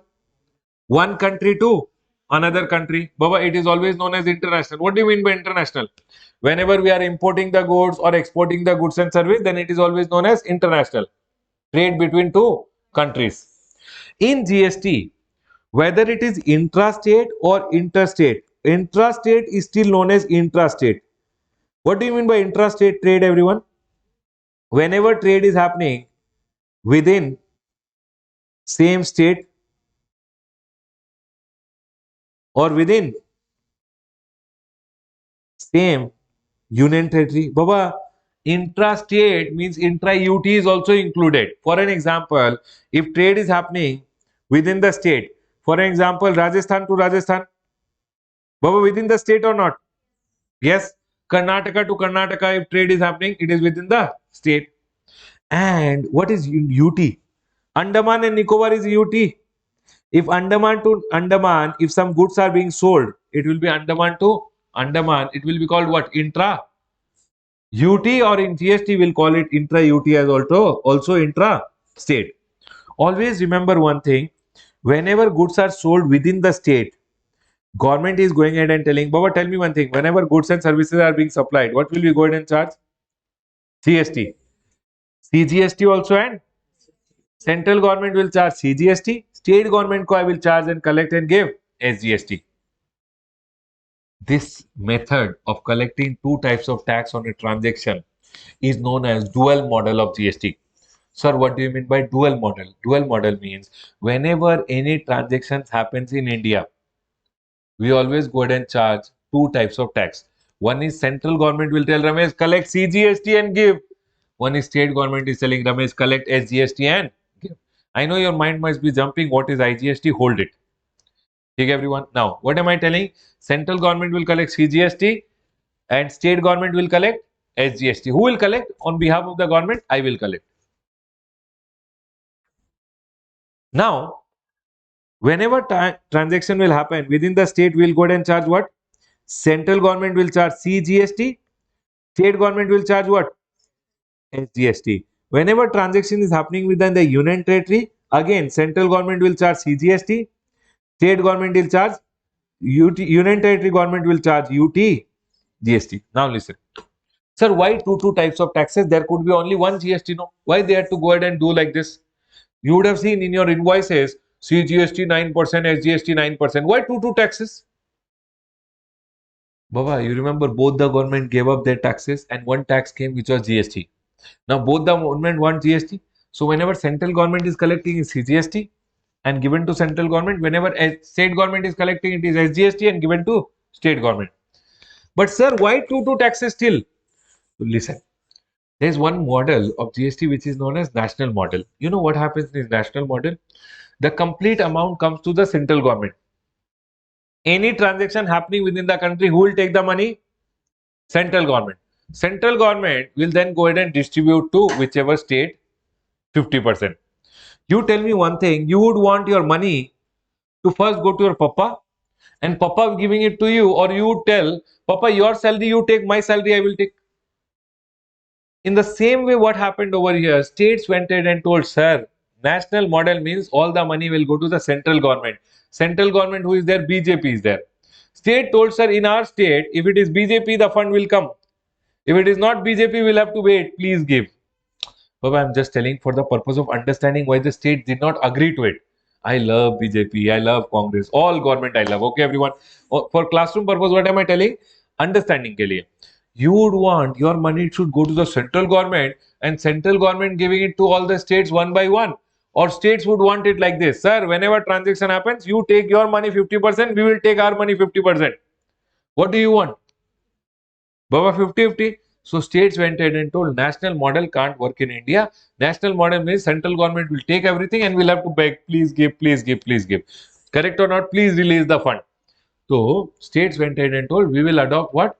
Dual model of GST. Whenever one transaction will happen, central government will charge CGST, I will collect and give. State government ka what will I collect and give? SGST, I will collect and give. So in India, whenever a transaction will happen, both the government will get to eat food. Central government will eat CGST, state government will eat SGST. Are we clear, everyone? And hence, there is two taxes on intrastate. Is my point clear about intra? What do you mean by international and interstate? Baba, remember one thing, whether it is interstate, one state to another state, or it is inter-UT, one UT to another union territory, whether it is one state to another union territory, or it is one country to another country, import and export. Always remember one thing, interstate includes everything. Baba, interstate includes interstate and interstate includes international also. So I can go ahead and say this is also called as what? Interstate under GST. Both are called as what? Interstate. So whenever I say interstate, it means whenever transaction is happening between two states, might be Rajasthan to Gujarat. If transaction is happening between Rajasthan to Gujarat, it will be two states, one state, another state. What will happen, everyone? Interstate. Whenever transaction is happening between two union territories, what is two union territories? Andaman and Lakshadweep. Baba, Andaman to Lakshadweep transaction is happening. Two union territories, everyone. The third one over here is whenever transaction is happening between one state and one union territory. What do you mean by one state, one union territory? Baba, one state is which state? Rajasthan. One union territory is one union territory. Chandigarh. Correct. Correct, no? What happened? Wait, is there anything wrong? Tell no. Ashwini madam, what happened? Okay, sir. ठीक है. Rajasthan to Chandigarh, you understood everyone? So if Rajasthan to Chandigarh is happening, Rajasthan is one union territory state, Chandigarh is one union territory. Okay, when transaction is happening between two different countries, might be uh, countries. 1 minute, we need some space here. Between two countries might be supposingly import and export. What will it be termed as again? Interstate. Always remember one thing. What will happen in this scenario is IGST will be charged. Are we clear, everyone? What will happen? IGST will be charged. Now I'll tell you the meaning of IGST, but first let's go ahead and understand. Tell me one thing.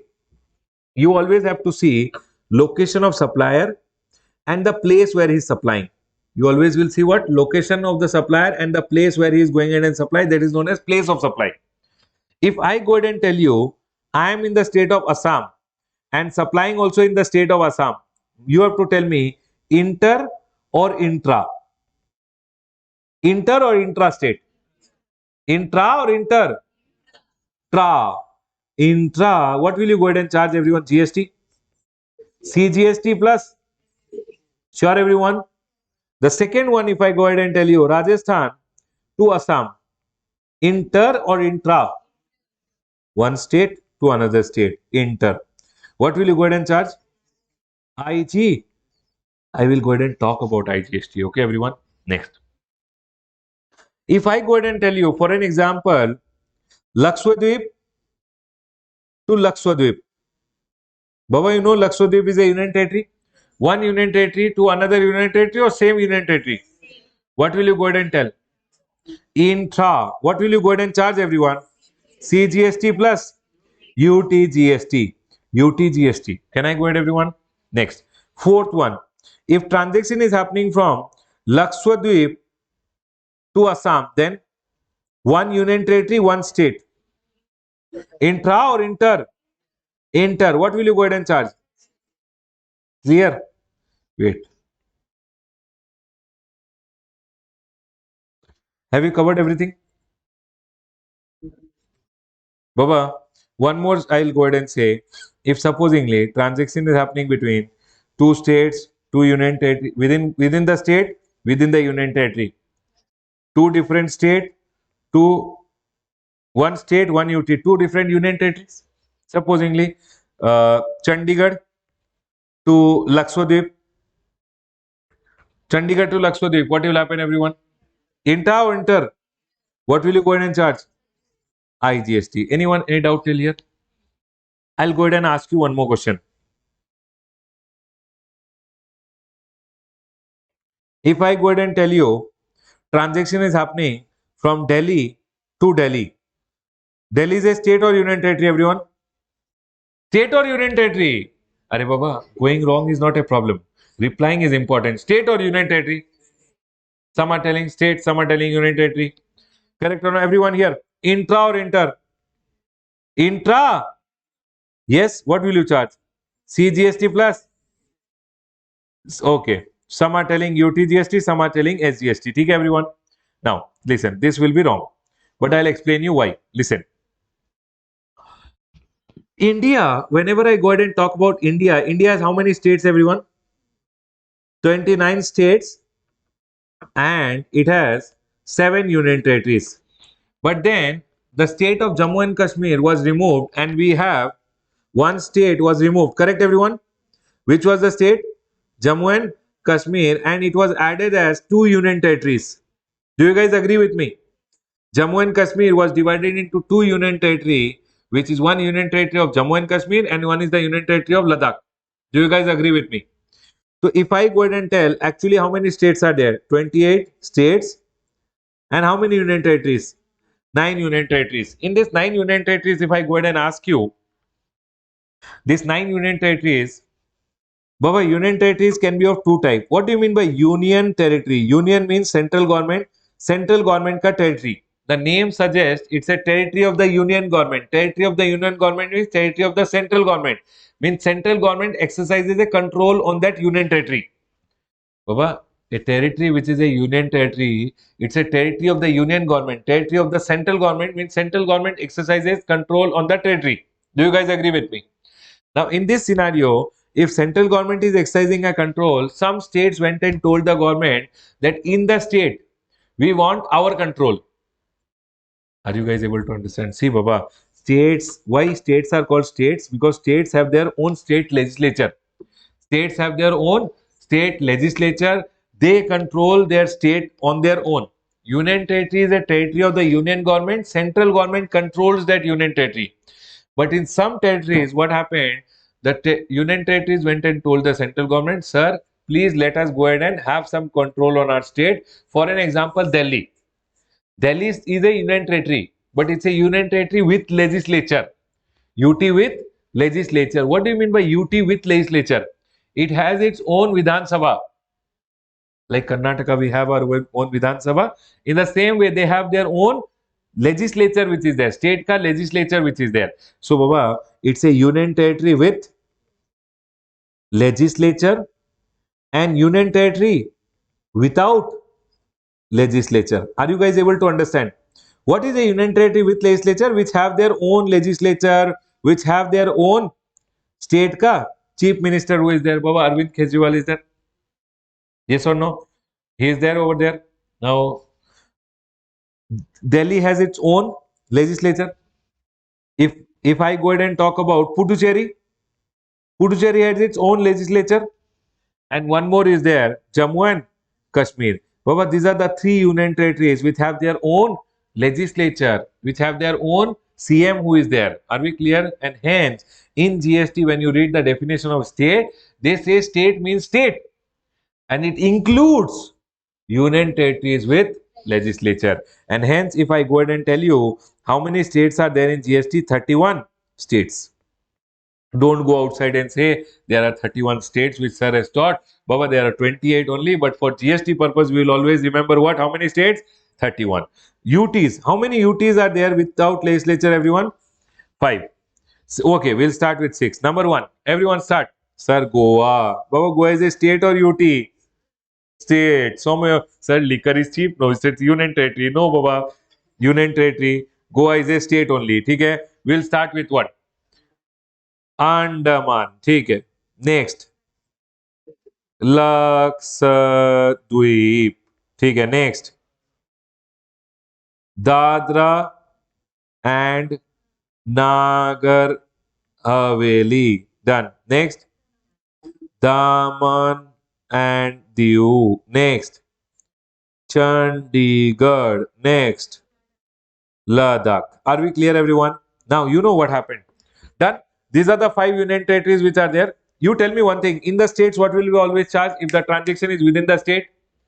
CGST plus SGST. If it is a union territory mein transaction happening, then CGST plus UTGST. You know what happens? This UTGST also goes to central government only. But central government uses it for the benefit of that union territory.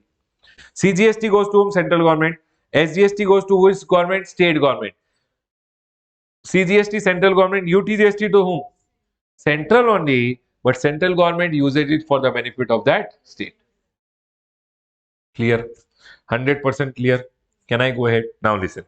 Now over here, if I go ahead and tell you, in the India ka map, no, if you go ahead and see Daman and Diu and Dadra and Nagar Haveli, they are very close by.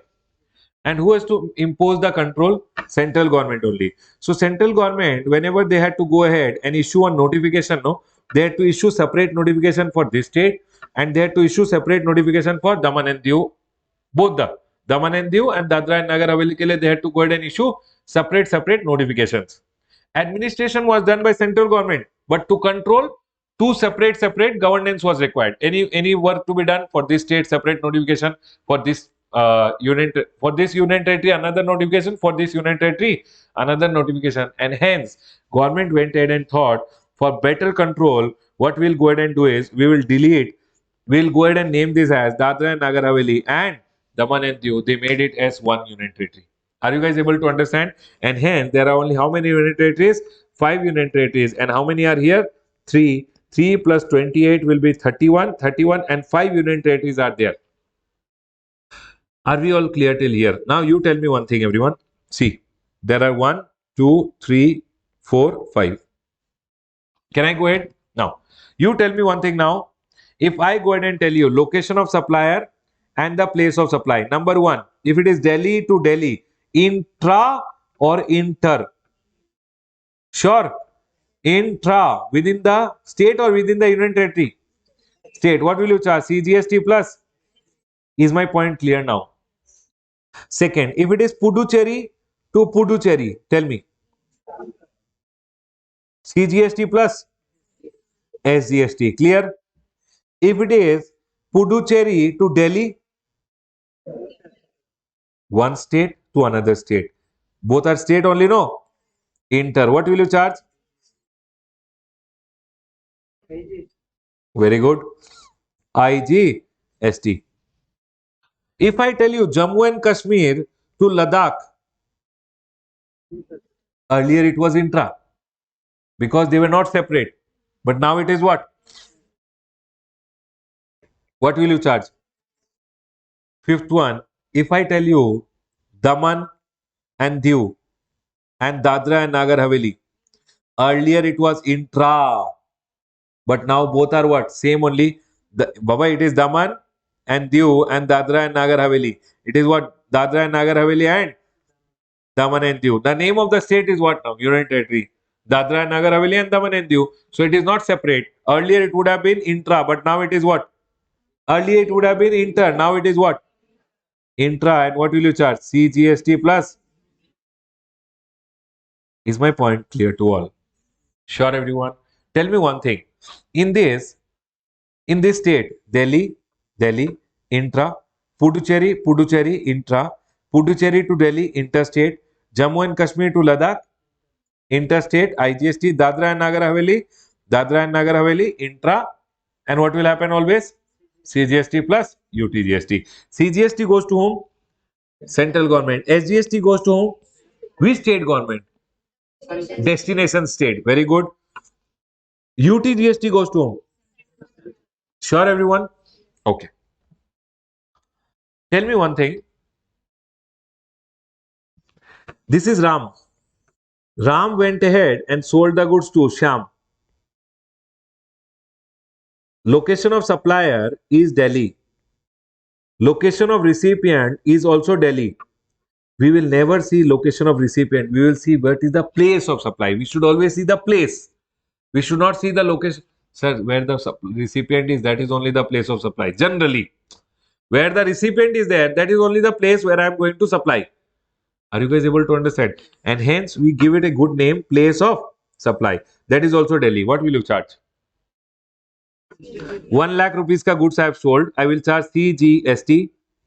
I am in Delhi, right? So I will charge Delhi SGST. The name is what? Delhi SGST. Are you guys able to understand?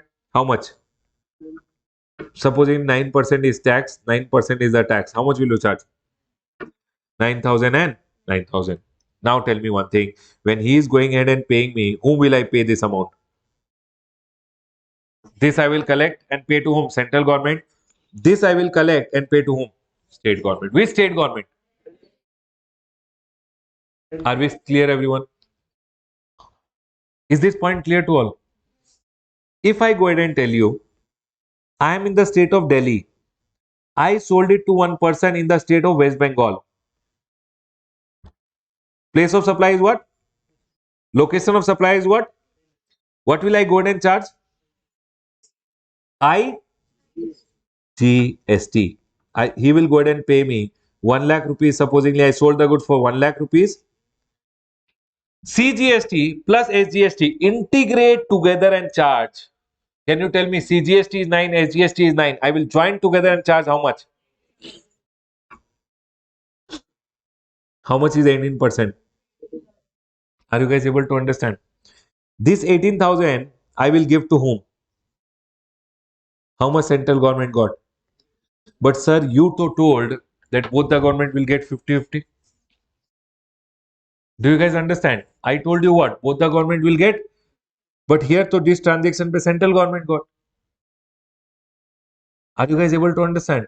Let's go ahead and understand why the concept of IGST was brought in. Everyone understand why the concept of IGST was brought in. Tell me one thing. If this was not IGST, what would have happened? If this was CGST and SGST only, I am in the state of Delhi, I will sell him.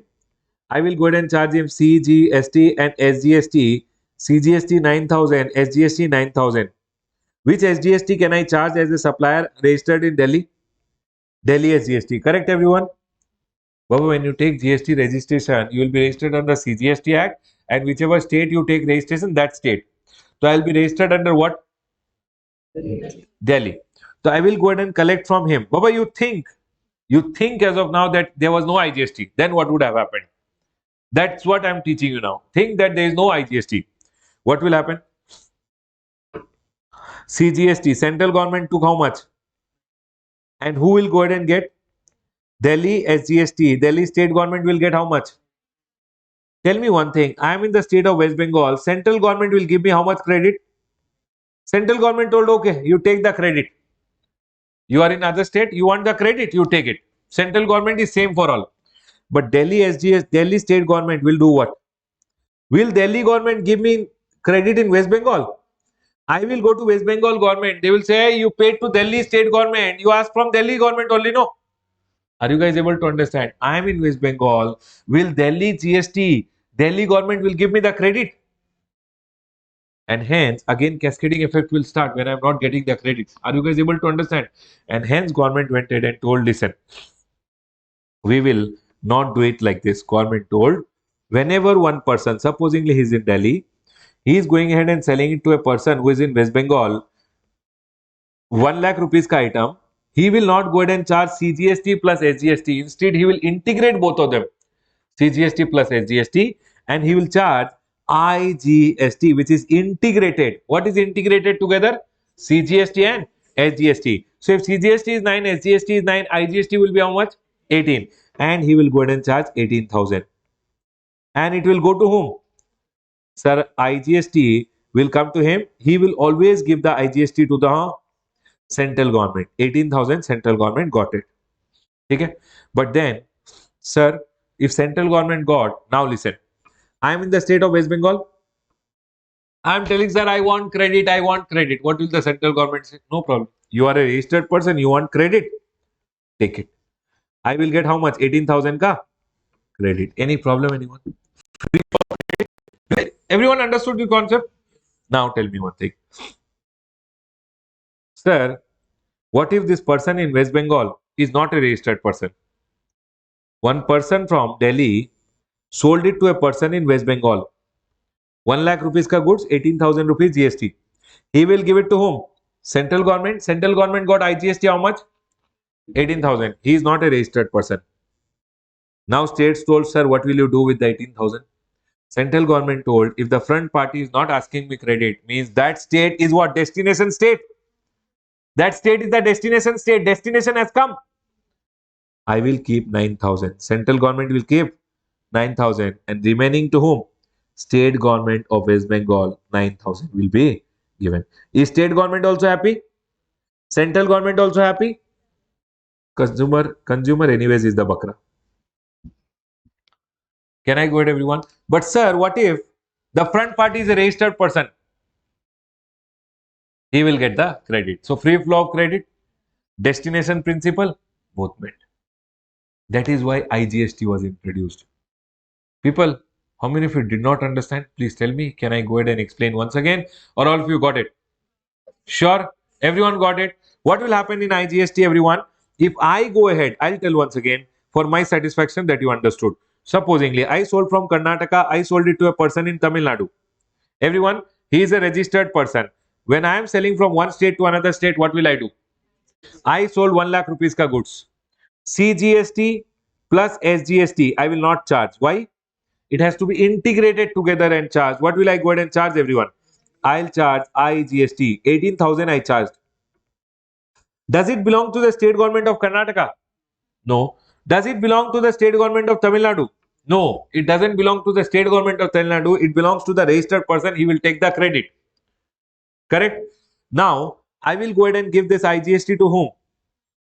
Central government. Central government got 18,000 and central government knows, oh, when I will file my return, no, in my return I will mention that state, that guy ka registration number. If I mention his GSTN number, if I mention his GSTN number saying it is the GST number of Tamil Nadu and the tax, central government will go ahead because this guy is registered. He will get input ka tax credit. How much? Free flow of credit. Now when he sells, output tax, input tax he will set up and he'll pay the balance to the government. Anyone, any doubt? Sir, what if I went in and sold it to a person? I am a registered person. This guy is unregistered person in other state. I am in the state of Karnataka. He is in the state of Tamil Nadu. When I sell from Karnataka to Tamil Nadu, I will go ahead and charge how much? 1 lakh rupees and I charge IGST 18,000. What will I do with 18,000 everyone? Central government. Central government saw he is an unregistered person. Central government is very happy. Ha ha ha. Destination has come. Destination has come means this 18,000 which is there, IGST amount. What will the central government do? Keep 50% with itself, which is 9,000. Aha. I am very happy because consumption has happened there. I will get 50%. 50% who will get? Tamil Nadu state government will be given 50%, which is how much? Did you guys understand this concept? Sure, everyone.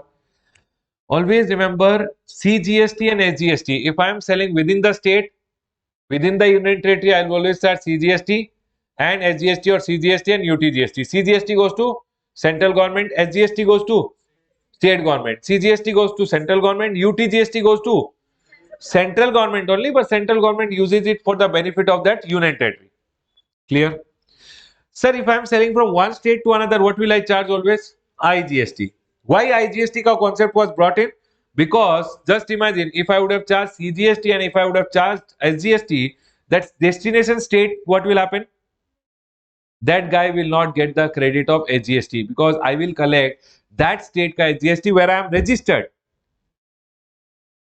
Are you guys able to understand? If I collect CGST, I will give it to central government. Central government will give you the credit. But if I collect SGST, I give it to my state government. My state government will never give you the credit. And hence, India uniquely developed this concept of IGST, where they told we will collect IGST. IGST will be given to whom? Central government. Central government will see if the person is a registered person, we will give him the credit, free flow of credit. Now, that registered person, when he will sell, output tax, output say he will set off and he will pay the balance. Clear there? But if that person is unregistered, central government will give 50%. 50% to whom? Destination state government. Is my point clear? Is the tax destination based now? People got it, everyone? 100% clear. This is very important concept. All of you got it? Chalo, let's go ahead. Everyone over here now. See, I went ahead and told you taxes are trade and commerce intra or inter. Intra-state, within the same state, within the same union territory will always charge CGST plus SGST, CGST plus UTGST. Interstate is always what? Between different state or union territory, between one state or UT, between different countries will always charge IGST. I told you about India. India has how many states? 28 states. And how many union territories? 8 union territories. 3 union territories of Delhi, Puducherry, Pondi. Baba, Puducherry, we call it sweetly Pondi, correct? But you make it Puducherry. In the exam, never call Pondi. Okay? 31 state, always CGST plus SGST. Whenever it is union territory, we'll always charge CGST plus UTGST. Is my point 100% clear till here, everyone? Right? People over here, what did we understand till now? We went ahead and started understanding with, tell me, first article number 363, clause 12A. GST means any tax. Everyone, you have to talk with me. People watching at home, you have to talk with me. Only then you will remember things.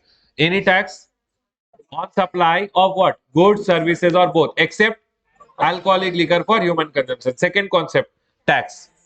Then we went ahead and learned about direct tax, indirect tax. Okay, direct tax is what?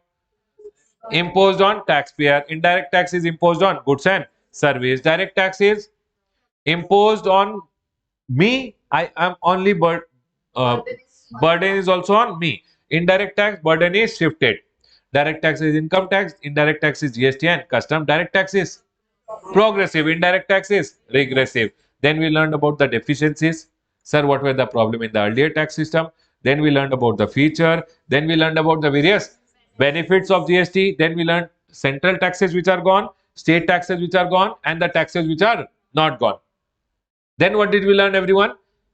Trade, intrastate, interstate, and then we went ahead and learned about the various goods or services. Are we all 100% clear till here? Done? Can we stop the class for today? Chalo, I'll go ahead and stop the class for today till here. What you have to go home and do today, you have to, whatever I've taught you till here, everyone, whatever I've taught you till here, you have to read till here, and in the next class, we will go ahead and continue our discussion where we'll be going ahead and wrapping up the chapter. Are we clear, everyone? Once we wrap up the chapter, we'll go ahead and practice some question answers also. Right, everyone? I'll see you guys tomorrow. Have a great day, everyone. Bye, guys. Take care. People watching at home, bye.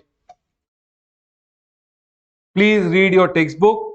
Please read your textbook. I'll see you guys tomorrow.